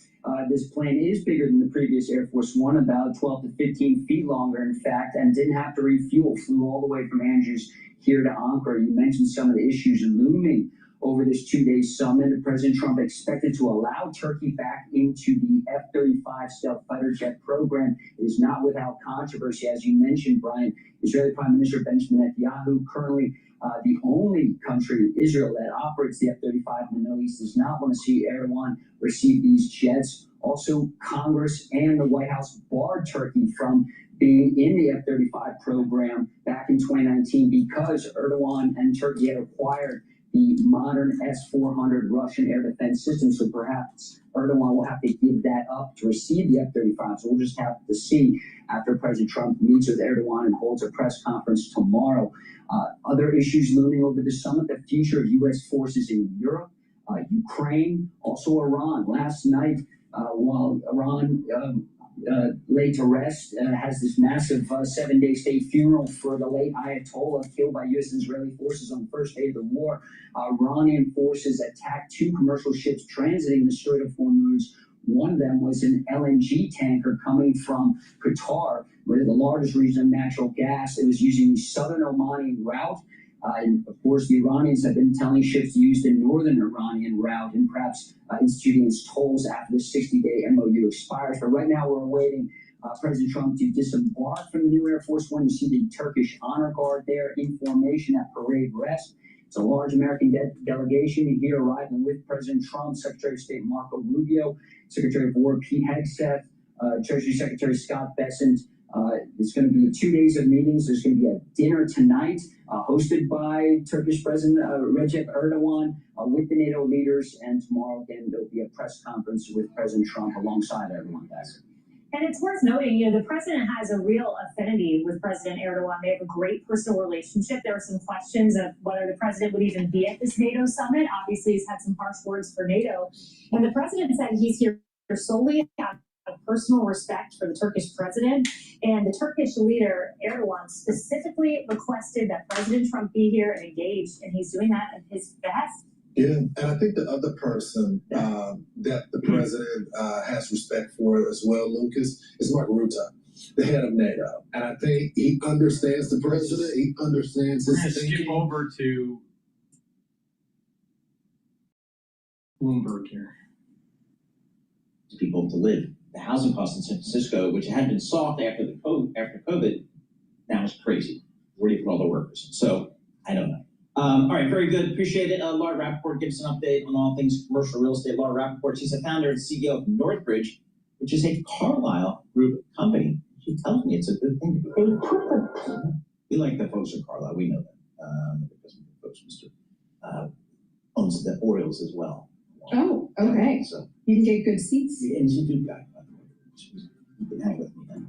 Looking at the markets here, S&P down 49 points, the Dow off 117, and the NASDAQ off 390. Okay, we're going to switch to Sky News Australia. Australia faces longest economic slump in more than 3 decades.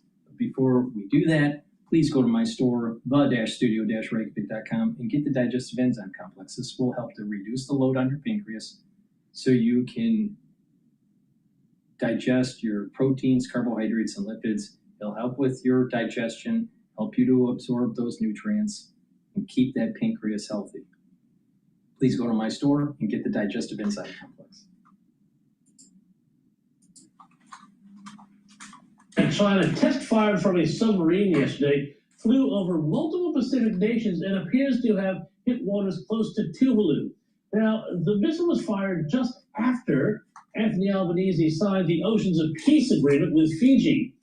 China had called the launch routine, but Richard Marles and Penny Wong have branded the move as destabilizing. Joining me now to discuss this and more is News Corp senior writer Patrick Harvardian and Institute of Public Affairs research fellow Colleen Harkin.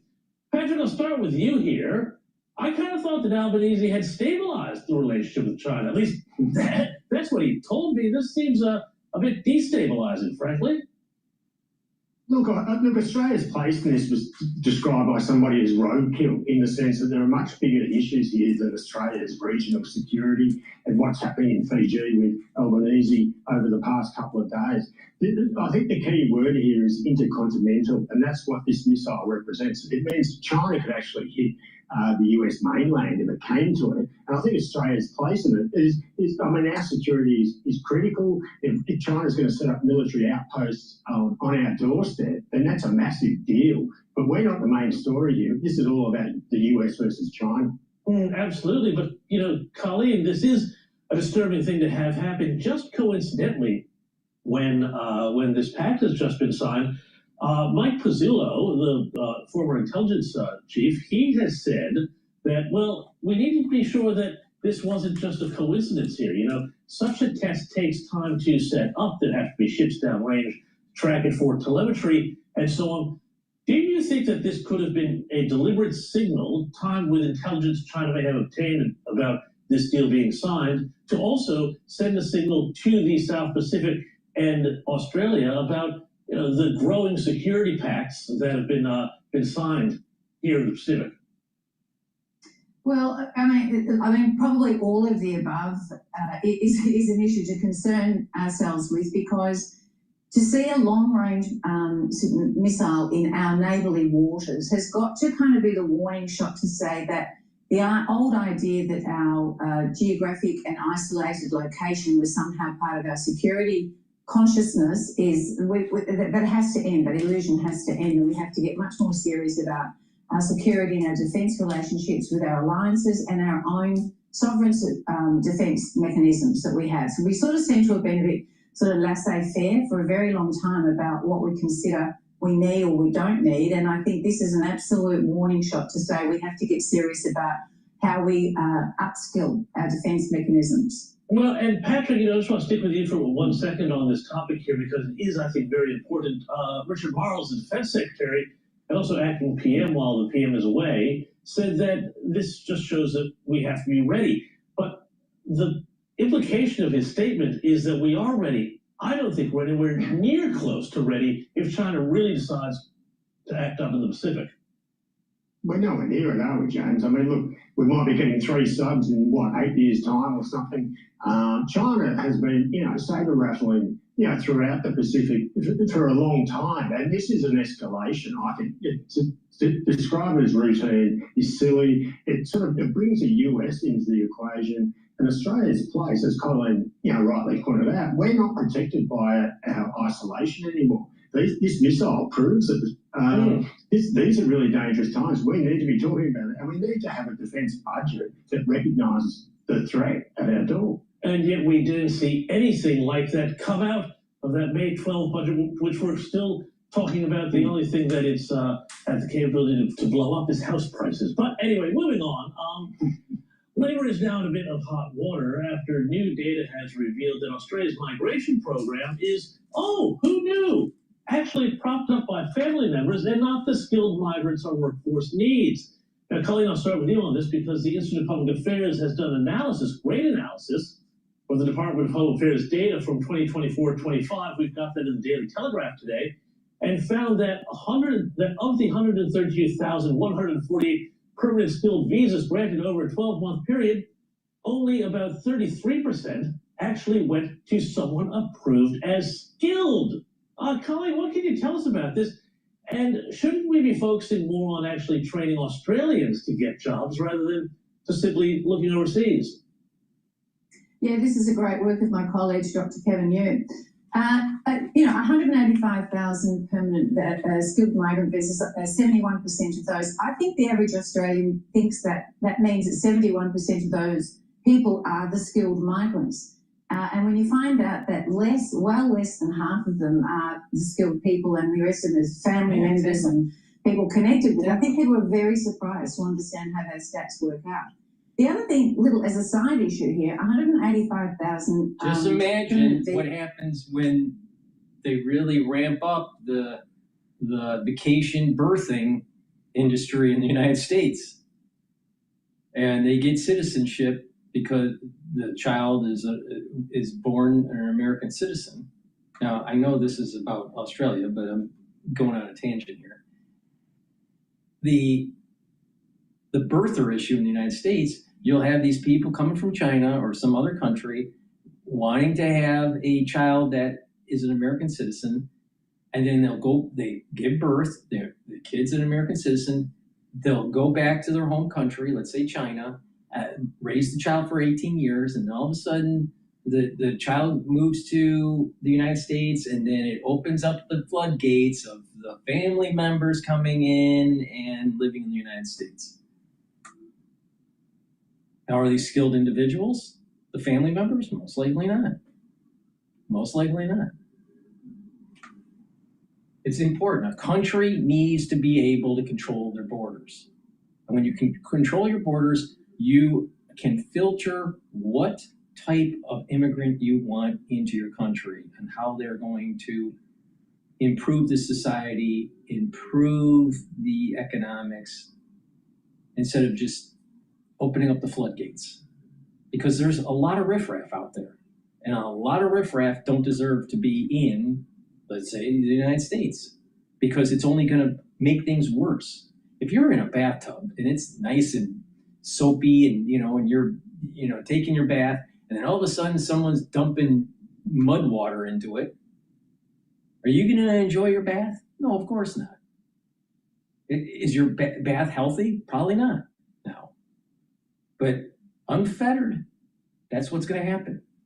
Is that it's going to bring down what is good and turn it into mud.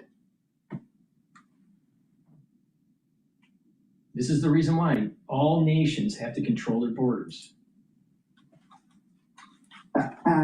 Given out in that year is still double what it used to be. We still, it used to have 100,000 immigrants every year for basically the whole of the 20th century until the end of the Howard era. So even at those numbers, it is still double what we had when we were considered ourselves a successful immigration cohort.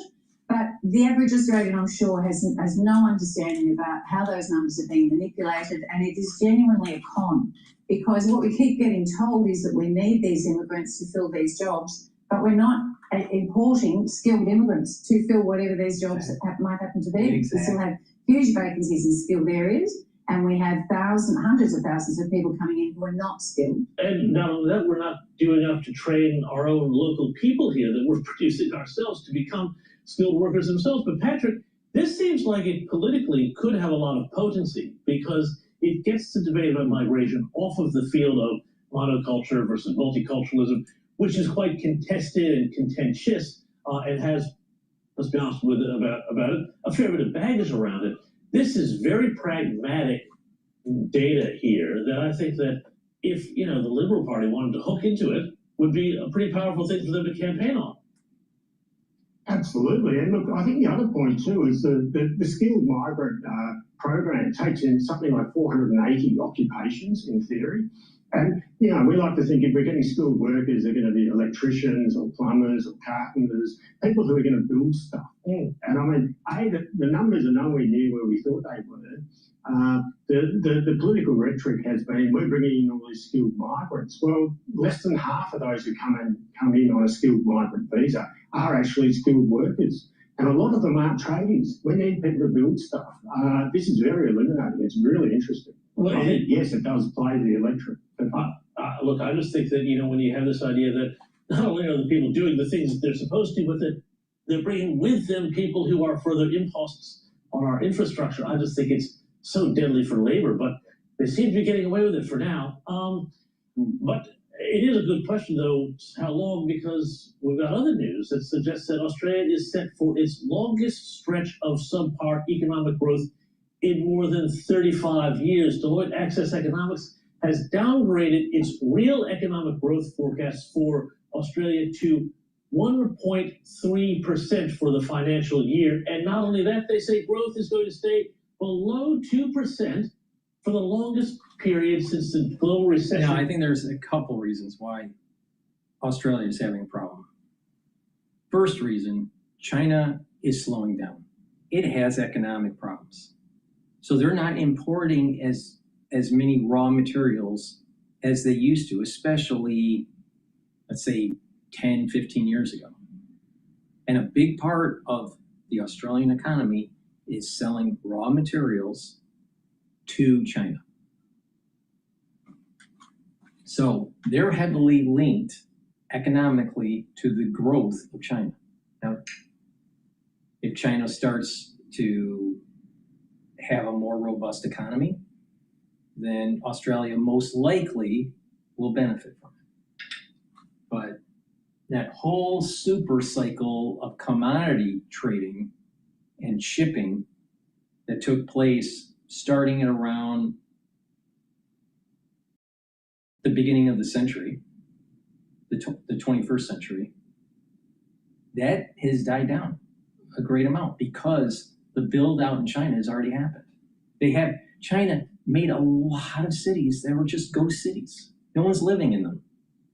So there's zero reason to see that the Australian economy is going to really be robust. Now let's see what they have to say, but I think it has a big, it's heavily related on this commodity selling to China.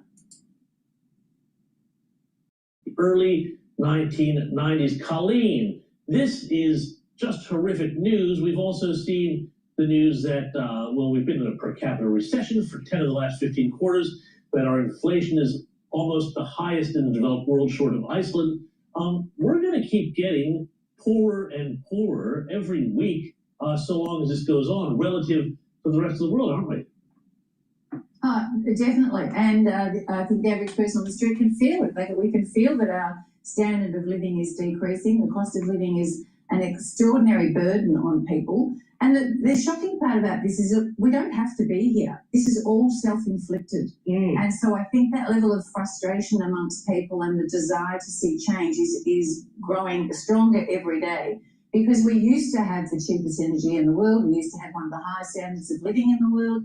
And we can sort of feel that we are literally going backwards. Yeah, and Patrick, as you might know, I travel the United States probably at least once a year. Every time I've gone back, it does feel like that country is getting richer compared to us, that we are falling behind. Again, potent electoral material for a party that wants... This is the reason why I keep on saying, do not bet against the United States. It's not just Dr. Paul Cottrell saying this. J.P. Morgan, back in the early 1800s,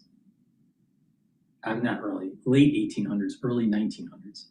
Late 1800s, early 1900s, J.P. Morgan stated, don't bet against the United States. She will always surprise you. There's something dynamic about our system of government, our economics. We are a prosperous society because we are aligned with the Enlightenment and we are aligned with capitalism. And we have property rights through our constitutional republic. Plus, we are the right size. We have the proper composition of the population that is productive. We have a large enough country to have the resources that we need. Let me give you an example. Japan, very productive, but don't have resources and a smaller amount of land.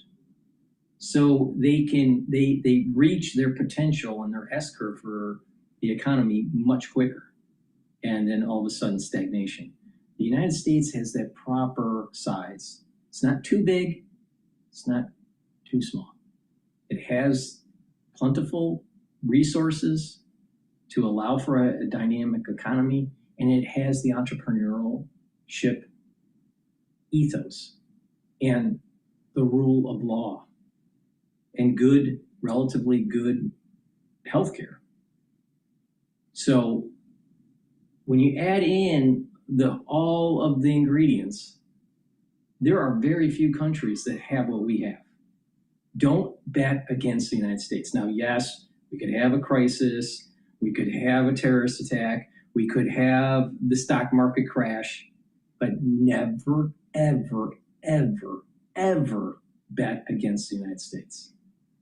You will fail if you do.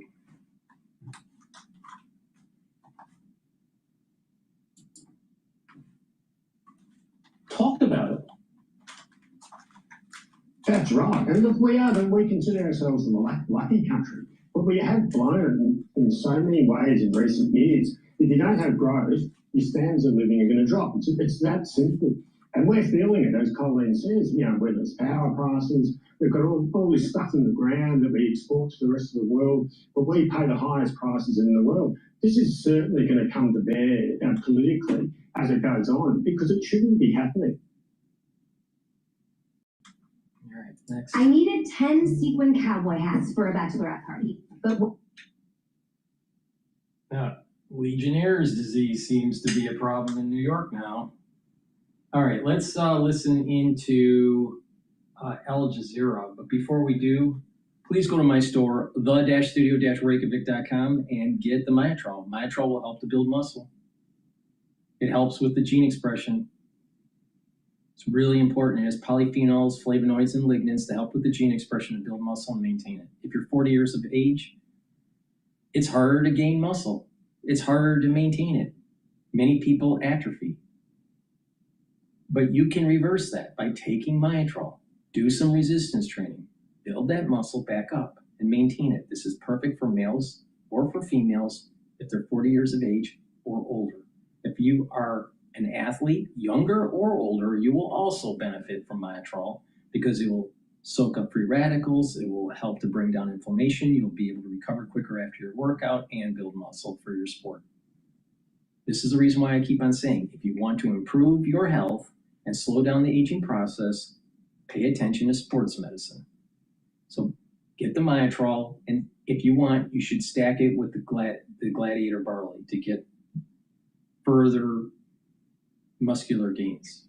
And with better musculature, you're protecting your neurons. How? Because of myokines and the BDNF, concentrations will go up and they are neuroprotective. Vitamin B complex, very important if you're 40 years of age or older, to rev up your cellular metabolism, improve your energy production. The first 4 B vitamins in this complex will help with the electron transport chain to increase your ATP levels, and vitamin B12 helps to protect neurons. And resveratrol helps with youthful gene expression, helps the basal layer of your skin. This stacks really well with C60 to help skin health. Resveratrol soaks up free radicals because it's an antioxidant. It's going to help with the health of your mitochondria. It's going to boost up those energy levels. And it helps to get rid of cells that are in senescence. Cells that stop dividing and just sit there, they collect garbage called lipofuscin, and they don't perform as well. You need to get rid of them. And for tissues that can regenerate, by getting rid of the senescent cells, you're sending signals to allow for new cells to be populated in that tissue. So over time, when you're getting rid of those senescent cells, the actual telomere length, the average telomere length in that tissue will actually be longer. The longer your telomere lengths are, the younger the tissue. The less methylation that you have in the tissue, the younger the tissue. So there you have genetics and you have epigenetics. And your epigenetics changes over time. And we accumulate methylation of certain genes, and our gene expression doesn't perform as well as when we were younger. The whole idea is to slow down that methylation and to reverse it. That is how anti-aging protocols work. You're attacking the vectors that cause higher chances of methylation, and you're preventing that. So you're slowing down the methylation process. In some areas of your epigenetics, you can reverse it. You're bringing down inflammation. You're soaking up free radicals. You're boosting up energy levels. And these are very important vectors to slow down the aging process. So please go to my store, get the resveratrol, and it is synergistic with C60. You'll get more benefit from the resveratrol if you stack it with C60. Please go to my store, use discount 5. I want you to save some money. It's all caps, discount number 5. You get $5 off. Click the link in the description to my website, the-studio-reykjavik.com. Get the supplements, get healthy. All right, let's listen into Bloomberg. Their reindustrialization of their defense sector at a very critical time. There's also, of course, another story that's floating, and the president spoke about this when he sat down with Turkish President Erdogan, and that's the F-35s. Turkey has wanted F-35s for years. Legally, they are not allowed to have them because they are in the Russian S-400 system. They would have to really disarm those S-400s, put them in a third country in order for the U.S. to move ahead. But the president made clear today that is his intent. And right now, Turkey, which is becoming a very strategic partner. Now, I've been listening to these clips about Turkey all day today. It's very important to understand that Erdogan is becoming autocratic. So Trump is aligning with Erdogan, the one that's running Turkey, who is trending towards autocracy. And in hopes that he's going to be a leveraging point for NATO, and that we would be able to sell some equipment to them. But can we really trust Erdogan to do that? Trump does this deal, we sell F-35s, and then all of a sudden he reneges on the deal once he gets the equipment. I think we need to be very, very, very careful with Erdogan, because sometimes he doesn't help the United States. If you really pay attention, sometimes he does.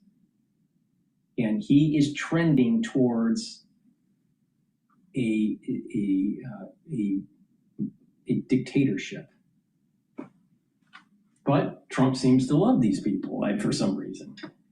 Trump is not George Washington in terms of, would he have stepped down as general? Would Trump have stepped down if he was the general of the revolution? Most likely not, because of his ego. But this alignment with Erdogan, I think, is dangerous, and we need to really have a focus and observe this underneath a microscope, because I think there are aspects to Erdogan's personality that can't be trustworthy. Most people are looking around 80. That was last year's highs. We're good levels. We're at 70 now. It's basically the apex of the bell curve of trading for 20 years. It's just a question of what might stop it from a normal rotation back towards the lower in the range for the last 20 years. You know my views. I still think it's going to do that. The key thing for that potential to happen is obviously a little more detente in the Middle East, but a little pressure in the stock market will do that. So right now the market's looking up at maybe it's 200-day moving average around 74, 75. It's at 70 now. It's a bear market that's reset. And I just know I don't know what's going to make it go higher, something shocking, but normalization make it go lower. And that's basically what Mr. Trump needs for the midterm elections. Why is it continuing to go lower? Because the Strait of Hormuz is still blocked off, and the conflict has gone on, I think, a lot longer than anybody thought it would, or than most people thought it would. So why has oil not crept back up?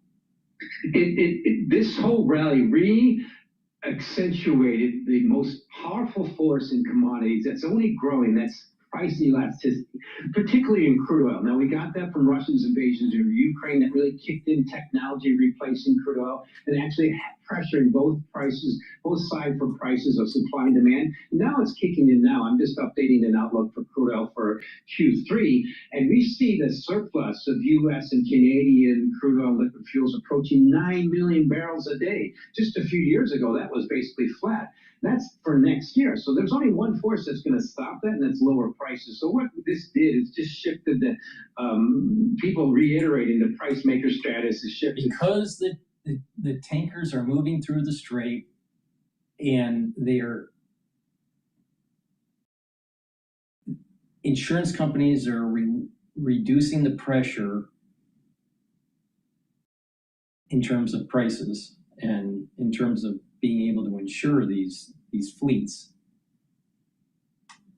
The forward-looking aspect to this is driving the oil prices down as they're unclogging that whole strait issue. And the bet is that most of the kinetic activity is already happened. Now, we could still have kinetic activity, and there would be a temporary spike and then come back down. But the big move in oil is already played out. What's going to happen is that as it's trending down, countries will take advantage of that lower price, especially when it's in the 60s, maybe 68, 65, and they're going to have to fill their strategic reserves. Japan will need to, South Korea, Europe, the United States. And so what's going to happen is that then the price will start to go up. Now, there's another dynamic that's happening. OPEC is starting to fracture. And they're competing with each other now for market share. So they're going to overproduce on top of that. So you have overproduction that's taking place and the unclogging of the strait that's driving price down. But then there's going to be a little bit of a support level to keep prices up or at least stabilized as their strategic reserves get refilled. This is the reason why I don't believe it's going to $40 or $45 a barrel. It's probably going to stay at around 65 as fair value. So there's probably going to be a trading range between about 59 and about 65 when we stabilize here.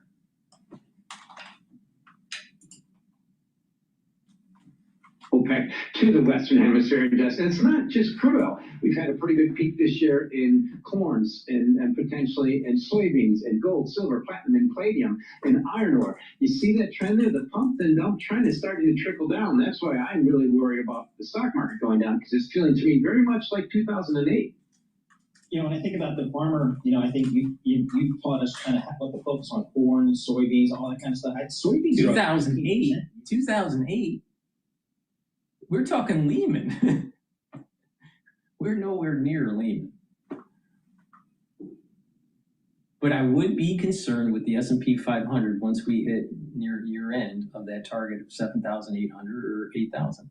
Then I would have to reassess. You might want to go 50% in cash. I don't know. We need to take a look at the dynamics that are going on at year end. It's too far out into the future to really assess that. But today it's trending down, but there are support levels. There are support levels at 7,200. There are a major support level at 6,800. And you have 7,000, which is the round, you know, the typical round number for a support level. So even if it went down 485 points for the S&P 500 over a series of days, it would be perfect to buy because it's probably going to retest the high. So I'm not too worried about this. Actually, it trending down a little bit is good for you in the long run if you are nibbling at these down trends. So I nibbled today. I bought in the S&P 500 just a little bit as a tactical move. And as it's trending down, I'll just nibble a little bit more, a little bit more, a little bit more. And then eventually it'll pop back up. So I'm not too worried about it. The S&P 500, or not the S&P 500, natural gas is trading at 3.279. So I'm accumulating shares as it's going up. So when it starts to go back down, I get my profitability. And that trend, that trading range is roughly around 3.3 to about 3.1. So we're at 3.279. So it's getting closer to the point where it's going to correct and move downward. Plus, in the summer, normally natural gas is lower. Now, we do have some record temperatures that were during the holiday and across the nation. So that's more strain on the electric grid because of air conditioning. But because of the rainstorms that came in, temperature prices went down almost 20 degrees compared to where they were. So I wouldn't be surprised that we hear in the news that maybe natural gas has a little bit more inventory than expected, and therefore it'll sell back closer to 3.1, maybe even to 3. I think fair value is 2.9, but we might not see that this year because of the El Nino effect. Dave, that's good for the farmer, right? It's great. It's just what they needed. It's hopium that the Chinese will come and buy more soybeans. They probably will, but it's not economic for them. So maybe state-run enterprises will do it for political reasons, because U.S. soybeans right now are a little bit more expensive there than Brazil. Remember, Brazil just had a big harvest, and we have more we planted this year, and the rain has been ample. So I'm really worried what soybeans have been doing for the last few years as they go down back below 10 or so. Right now they're around 12 as we head towards the peak of the harvest in September and potentially October. And same with corn. The December contract pumped up to near 5 just a couple months ago, and they got to a new contract low. It's pumping up again. And if the cycle's normal, if we don't get a bad weather summer, which we're already getting plenty of rain, cycles are probably going to go lower. Particularly, it's all the same trade now with crude oil going lower, Paul. And 30 seconds left for our steak lovers out there. I see cattle. I don't think it's tied to corn. Just a couple of percent. Have we seen peak cattle prices? We might have. I think it's the typical high price cure kicking in. Now, we've had problems with inventories for a while and certain diseases and things, but it is peak driving season, peak consumption season, and peak barbecue season. Yeah. How much got in the ranch? There's another job I'll never do. Yeah, rancher. All right, let's see here. Tell them about the electric vehicle maker saying it's going to sell. Please go to my store at the-studio-reykjavik.com and get the collagen. Collagen will help with your skin, your hair, your nails, help with your musculature, help with bone density, help with your joints. Take it every day. This is a month's supply. Gladiator barley helps to detoxify your body, bring down inflammation, soak up free radicals, and it'll also help to build muscle. You can stack this with Myotrol and with the Boomer Boost. Very effective. And by building muscle and stacking it with the Boomer Boost, you're really supercharging your ability to control your A1C levels, which are your blood glucose levels.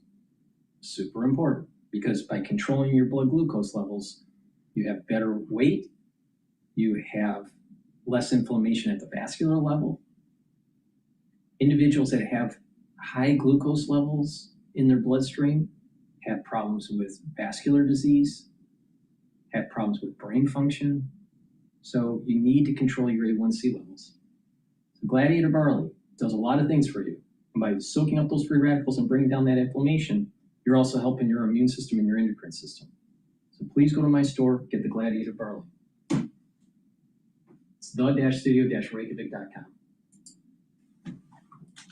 Have become the real bottleneck for this stage of the AI infrastructure build-out. So we've seen huge gains in stocks like Micron, SanDisk, Western Digital, Seagate, and we've seen basically flat performance overall in the names that have otherwise been sort of the market leaders for, like I said, for years. This doesn't seem like such a huge shift. It seems like more of a semantics issue, like shifting money around within the AI space still. Do you see it as a significant shift? Well, I think what it really shows is that people are really trying to go where the AI trade is going. So right now we have all of these sort of traditional Mag 7 companies. I'm talking particularly about the hyperscalers, which is Amazon, Alphabet, Microsoft, Meta, companies that are really spending aggressively to build out their AI infrastructure. People have sort of moved away from those. Now, it's been sort of a mixed bag even within that group. Alphabet's doing pretty well because people remain pretty positive about its AI position. Microsoft has really struggled this year because people aren't sure about its AI position or what it's really getting out of the tens of billions of dollars that it's spending on this infrastructure. So right now there is a lot of questioning and concern about what is all this money really going to? What kind of return are they going to see from it? And at least for the time being, people feel a lot more comfortable being in the companies that are the beneficiaries of all that spending, which, like I said, is the infrastructure, complex, memory, other parts of chips. So, Brian, I'm old enough to remember the day when stock would go up when a company would take its CapEx numbers up here, maybe like 3 or 4 quarters ago. That game seems to be out of fashion. Is that what you're saying? Yeah, I think there's been a real change in sentiment in terms of how investors are viewing these kinds of aggressive CapEx plans. Now, I think people, you talk to a lot of investors, they say, I still feel pretty positive. I think they know what they're doing. But at least for the time being, we're really seeing an impact on free cash flow, on their cash piles. Some companies are raising equity or tapping debt markets. There's been a lot of complicating factors that have just gone beyond, spending money, spend $1 on AI infrastructure, you get $1 back in revenue growth or something like that. It's not nearly that simple anymore. I think people are taking a much more jaundiced look on this type of strategy, even though I think they remain pretty positive that over a longer term period, it will eventually start paying out. Ryan, excellent reporting. Thanks so much for joining us. Ryan Blastelica, equities reporter for Bloomberg News, coming to us from Chicago. This is Bloomberg. Now on Bloomberg Intelligence. I just want to make a comment about Peterson. All right. And, this is the famous podcaster. He's a psychologist. I love this title. All right. He has his Peterson Academy. All right. And he has this title for the actual clip. This Independence Day, enjoy 1 year free and reclaim your mind. But yet you have to pay for his university. These people, they're ridiculous. They're ridiculous. I won't even listen to Peterson. All right? All you got to do is read books. All right? Pay attention to the news and how it may affect your life. Engage in your family and life and your friends. Don't be doom scrolling. Stay away from being an annuity to these tech bros like Zuckerberg or Larry Ellison or even Elon Musk or the Google guys or Apple. Stop being an annuity for them. You are literally turning into a slave. There's a great documentary about Adobe software and how they used to be a very important, and probably still is, but they're losing momentum, but a very important designer software. Graphic design, Photoshop, Illustrator, also building websites, video editing. So they have a huge suite and they had a very strong following. And Adobe and Apple, they went hand in hand in the early days of the 80s and the 90s. Right? This is the reason why a lot of the graphic artists and the creatives bought Adobe and Apple's. Right? So Adobe decided to stop doing their suite where you spend $2,300 or whatever, and you own it. And now they just charge you a monthly fee or an annual fee. It's like an annual fee that you can be charged monthly. But if you decide to cancel, there is a break of contract fee. Their revenues went up by a lot by doing this subscription model. But do you really own the software? And how do you access the content, your proprietary content, your IP,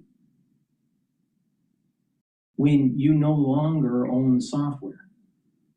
You can't access it. So what has happened is that if you were a creative that had a business, let's say a graphic designer, and you have been working for 20 years and you have all of this IP, you can't access unless you continually pay the annuity to Adobe. And this is very similar to when people owned the land. Then all of a sudden, the kingdom needed to levy taxes. And some of those taxes were, well, you have to give X amount of bushels of corn or wheat to the kingdom, or heads of cattle or whatever. But eventually they decided it's just easier to use currency to have the landowners to pay the taxes. But then the taxes started to go up because of funding wars, funding the lifestyle of the king and this growing kingdom. And eventually what happened is that these individuals were forced to sell. Now, there was somewhat of a proto-capitalist thing that was going on also, where individuals were coming in and trying to buy land, but the people didn't want to sell the land. So there were wars that took place on top of trying to confiscate some of the land. But the land had to be worked. So this is where you have the serfs and the feudalism that's taking place. So what happened was that you had individuals that had ownership of the land or was using the land, and eventually they lost it either because of higher taxation, loss through warfare, and they became indentured servants working the land. Now the plague happened, and eventually there weren't enough laborers, and there was some sort of equalization and some more freedoms that were all allotted to the survivors during the Black Death, on the other end of the Black Death. But the lesson learned here is this you won't own anything mentality that came out of the World Economic Forum is serfdom. No different than what was happening in Europe.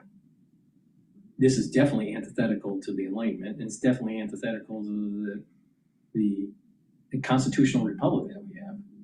But people have bought into this idea that you are now a techno-bro slave.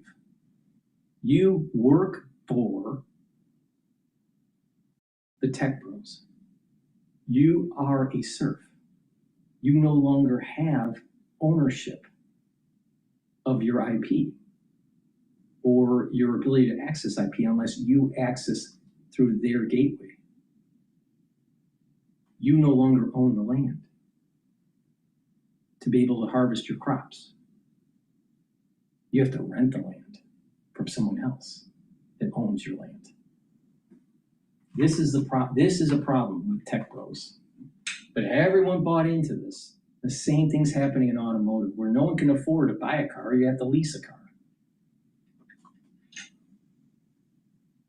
So the point that I'm making here with Peterson Academy, this Independence Day, enjoy 1 year free and reclaim your mind. Because he has the secrets to how to free yourself. No, I doubt it. He's just trying to make more money on people. All right. Please go to my store, the-studio-reykjavik.com, and get the Max 35 or the Cleanse or Max 14. Take a teaspoon a day every day. Swish in your mouth, gargle about 20 seconds, and swallow it. This will boost up your innate immune system. It will neutralize your oral cavity, help to neutralize your oral pharynx, maintain your mucosal barrier, and help the health of your epithelial cells. I've been doing this for over 6 years every day. Super important, because by neutralizing and improving your oral cavity and your oral pharynx, you're not going to get as sick as often. And when you don't get sick as often, you age slower. People that get sick all the time, sorry, but you age faster.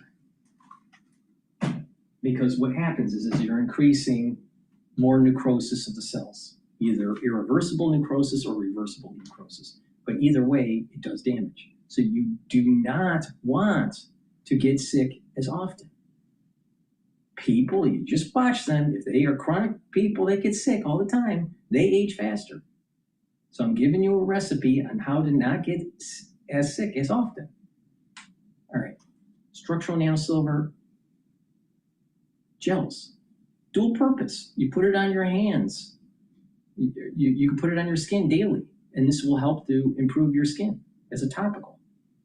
If you have a cut, an abrasion, or a minor burn on your skin, apply it onto that lesion, and it'll help to heal it quicker by about a third of the time.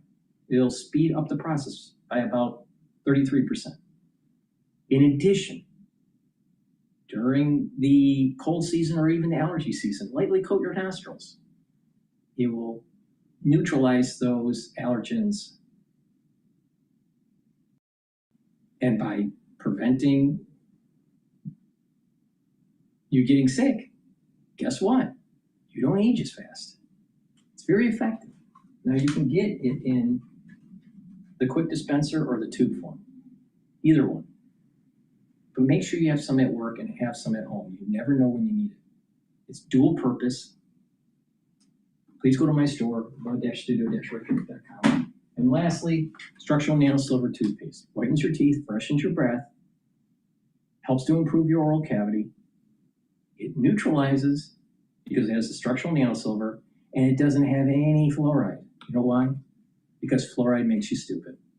So please go to my store, studio-reykjavik.com, and get this very high quality toothpaste. Get a few tubes for your household. Make sure you use discount 5 and you get $5 off. And by improving your oral cavity, you're also improving your cardiovascular system and your valves for your heart. A lot of people don't know this. Poor oral hygiene can lead to problems with cardiovascular issues. So please go to my store, the-studio-reykjavik.com.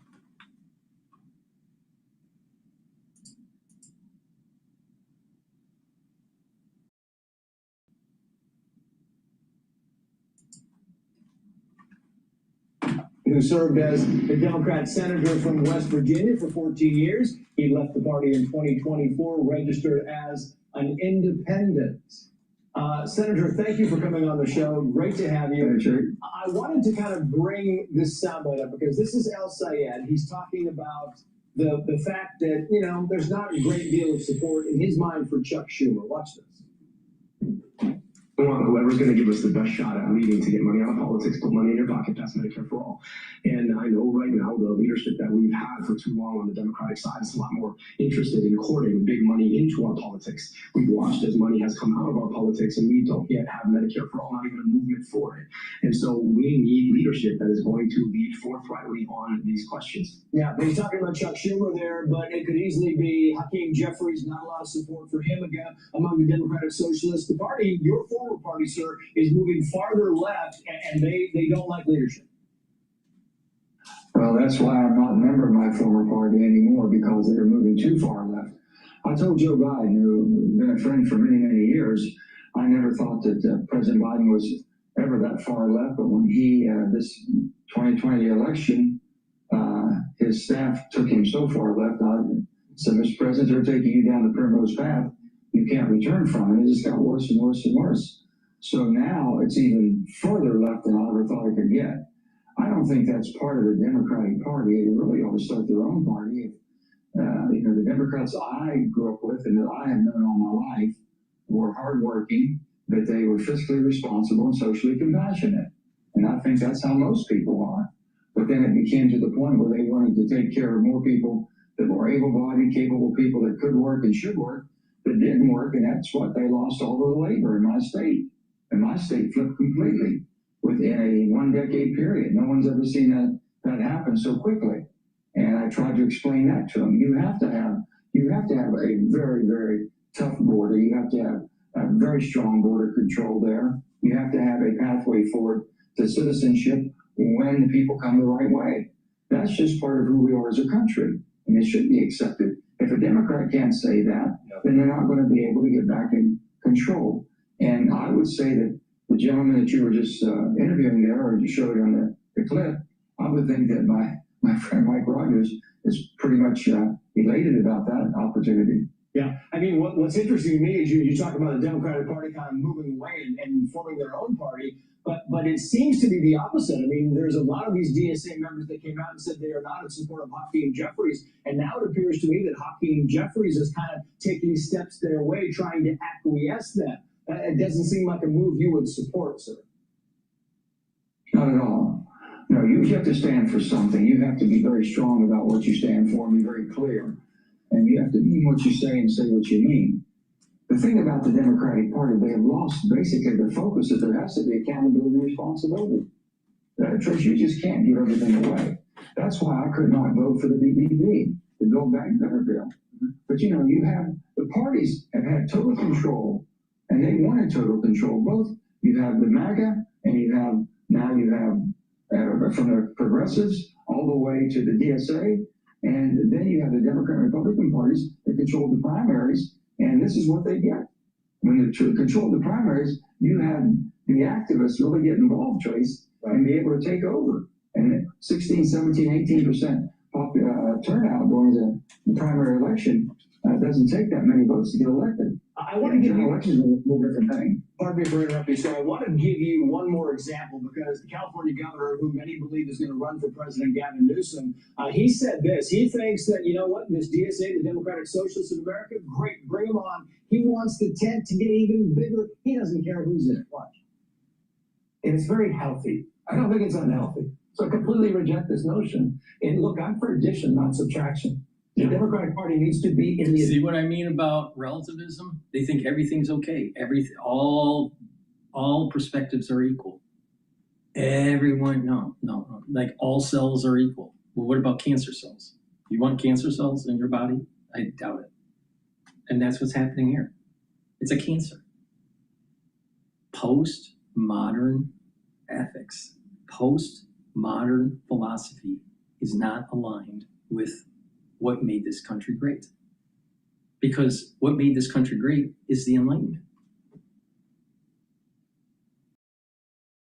Bigger tent. Oh yeah, we're gonna be, no, it's literally gonna hurt them in the long run. But they need to learn. What's gonna happen is they'll gain some momentum, maybe some control in the legislature. They'll realize their policies are crazy, and then it will revert back to sanity, not maintain insanity. When someone aligns with postmodern philosophy, always question it. Just look at the art that comes out of postmodernism. Does it really look good? No, of course not. It's all about the ability to extract money in the art market for the artist, instead of actually creating something of value, real value, of visual value, not some monetary value. So just so pop culture. Can you honestly say that the modern artists today are of any near the quality of Michelangelo or Da Vinci? I mean, they're in a different universe, but it took time for them to make their work, so it costs more. And the artists today, they want something quick. Can you reproduce it? And the quality goes down. This is the same problem here. It's aligned with a postmodern philosophy.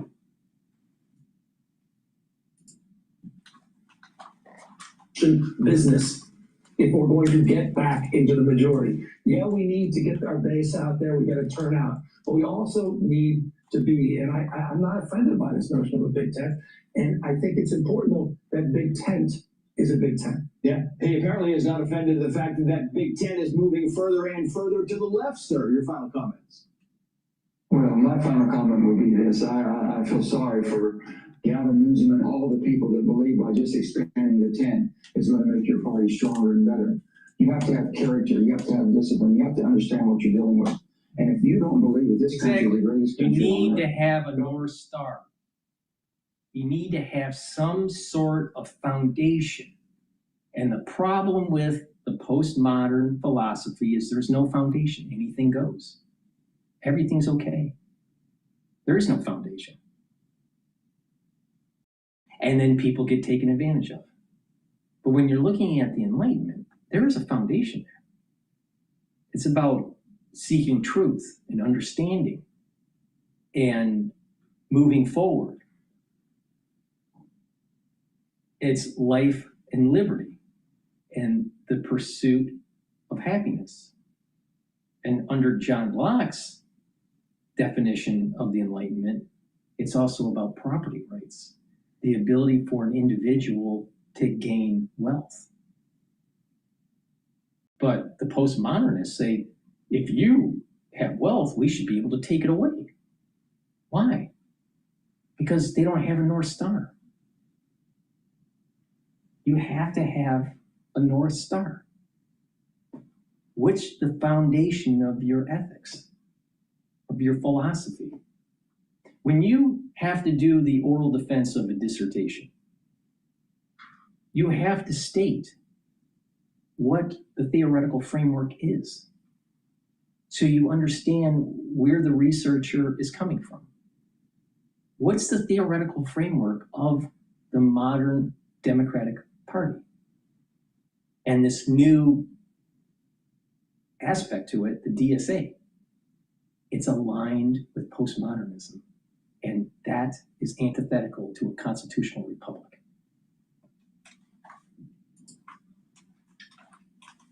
Bless this country. We have a responsibility to the next generation. You can't just throw caution to the wind and say we want no police. We want no oversight whatsoever, no accountability, and we're not going to hold you responsible. That's not who we are. That's not how we were raised. That's not what this country believes. And I'll guarantee it, they will not be successful. They will not be successful if they alter to that. And if the leadership of the Democratic Party, both Akeem and Chuck, aren't tough about what they want and how they're going to run the party, then they're going to get run out of the party.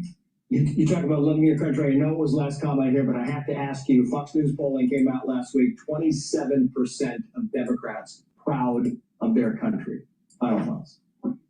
That's a shame. Just not much. Well, what Democrats are left in West Virginia, they're still Democrats. You know, that's why the independence. Trace, why independence was 50%, almost 50% of people that are registered to participate in voting in America are independent like me now. No party affiliation. We're disenfranchised. We need to gather our own thoughts and our own strength and start voting where independents have support. And when they get to Washington, they can bring common sense back. The problem comes in is that if you register as an independent in certain states, you can't be part of the primaries for the Republican or the Democratic Party. I have that problem. I vote Republican, but I much prefer to be an independent. But you can't register as an independent if you want to participate in the primary system. Now, what do you do with states like New York? You know, the whole party system is rigged.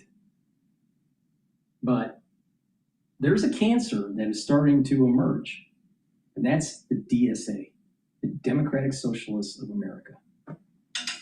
Now the question is how much at the federal level will they gain? At the state level, I think they will succeed, because if you're a blue state, you're only going to get bluer. You're only going to get crazier. Now, both parties get back to the middle. But if the Democrats think they can go left and get the majority, they're wrong. That will not happen. Senator, great to have you on the show. Thank you, sir. Well, good to be with you, Tracy. Thank you. Be sure to like and subscribe for all the Fox News latest on YouTube. Please go to my store, the-studio-reykjavik.com, and get the vitamin D3. Vitamin D3 is a vitamin that will help to do the gene expression, the proper gene expression that you need for your tissues. It's a gene expression cofactor, really important. It also helps with cardiovascular system. It helps with your immune system because it helps to get rid of cells to go into apoptosis if they're infected. Vitamin D3 will help with bone density. So please take vitamin D3 every day. And also vitamin D3 helps with your joints and reducing arthritis. If you do have arthritis and you want to relieve that pain, use this topical, Super Strong Relief. It works within about 90 seconds, but it's not just for arthritis. If you have tension headaches, you can apply this to your forehead or temples or even neck muscles to reduce that tension headache. If you have a pulled muscle, it'll help to relieve the pain from the pulled muscle or a sprain. So please go to my store and use the Super Strong Relief. It's a great product. It works very fast. It works within about 90 seconds, and it's perfect for individuals that have arthritis. And C60. C60 is a potent antioxidant. It's going to soak up free radicals. It's going to help bring down inflammation at the tissue level and at the cellular level, help to improve the mitochondria, you'll have more energy, helps to improve your immune system and your endocrine system, helps to improve your vascular system because it reduces the concentration of oxidized LDL, so you have less plaque formation, super important. And it helps with your dermal layer, not your dermal layer, it helps with your basal layer. C60 will soak up those free radicals, bring down that inflammation at the basal layer of your skin, and that's where your new skin cells are being produced. And then they move up the skin layers, and then it will improve that dermal layer and then improve the topical layer. But it starts at the basal layer. So C60 works at the basal layer. This stacks really well with resveratrol to help with skin health. So please go to my store, get the C60. You can get it in a 2 ounce, a 4 ounce, or an 8 ounce configuration. You can get it in MCT coconut oil, avocado oil, or extra virgin olive oil. But take it every day, a teaspoon a day, every day. And you will notice that you have energy, you'll recover quicker after a workout, and over time, you will look younger, and your immune system and your endocrine system will perform better, your tissues will perform better, your organ systems will perform better. And when that happens, your body has more vitality. So please go to my store and get the C60. I want to play this last video from France 24 about the NATO summit.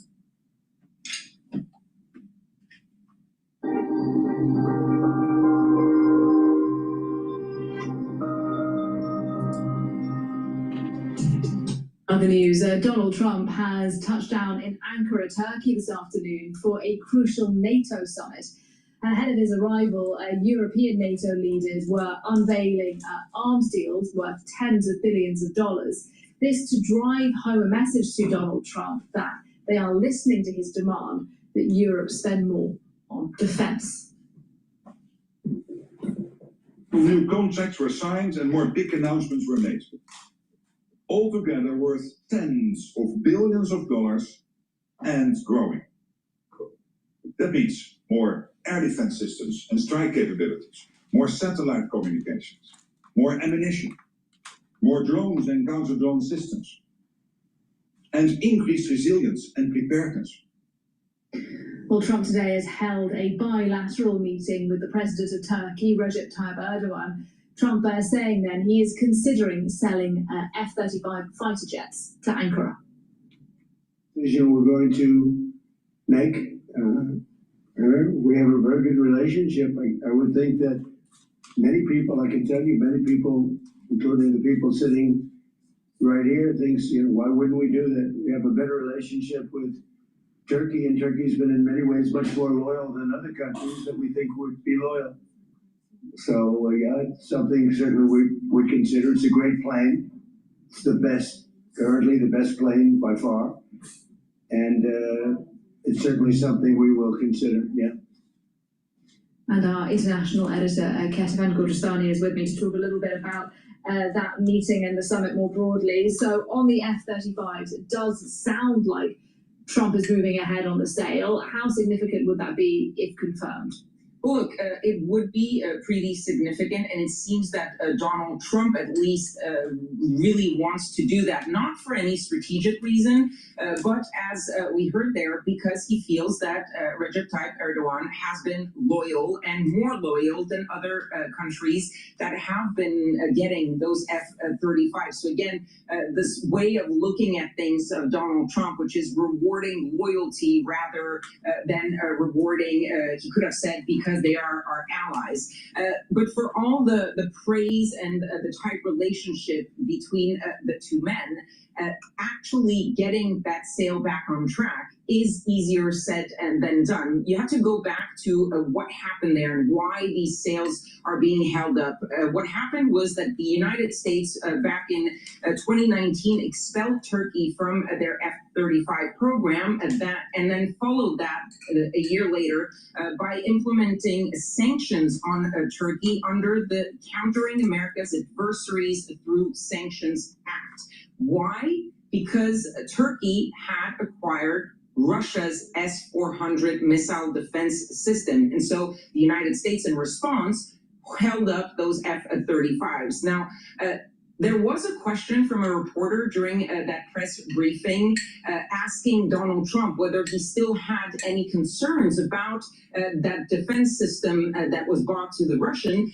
And Donald Trump seemed a little bit lost, as if he hadn't understood the question or didn't really know what was being asked of him. And he asked over and over what the reporter meant when she was asking about that question. So that was also interesting. But Donald Trump could, let's say, declare and come out of this NATO summit and say, yes, we are going to be selling those F-35. The problem is that actually getting that sale done would require a U.S. congressional act, because they're the ones who implemented those sanctions and who passed that law on the sanctions. So they would have to authorize that sale. Whether Donald Trump has the power to force Congress to side with him on this one, we'll have to wait and see. There's also the Israeli Prime Minister Benjamin Netanyahu very publicly just today or yesterday saying we don't want the U.S. to sell F-35s to Turkey. The other option would be for Turkey to get rid of those Russian defense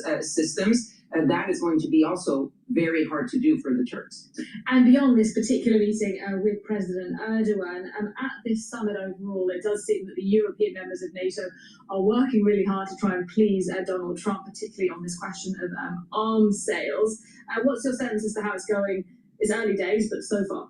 Well, look, as we saw from Mark Rutte, the Secretary General of NATO, they're really pulling out all the stops to give Donald Trump actual concrete elements to show him we have heard your call and we are stepping up. We are sharing the burden. We are no longer the ones who are benefiting from the United States without doing our fair share. But if they thought that it was going to be that easy, the few comments that Donald Trump made about especially the European allies during that bilateral with the Turkish leader, it seems that it's not working that well, because obviously there's still those comments by Donald Trump that the United States has spent millions defending NATO and especially the Europeans, and they're not doing anything for us. But added to the fact that he feels the Europeans are not paying enough, there's also now, and even more so it seems for Donald Trump, the frustration about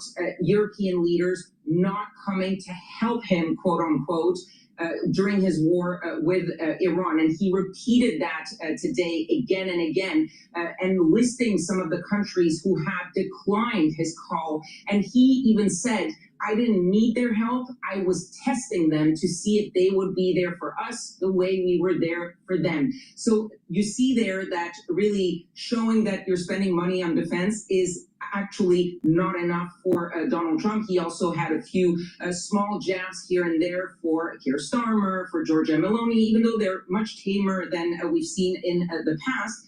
Other things to watch out for the Europeans that might start yet another crisis. We're back to talking about taking over Greenland. Donald Trump saying the U.S. should control Greenland. And once again, talking about, well, we could also remove all of our soldiers from Europe.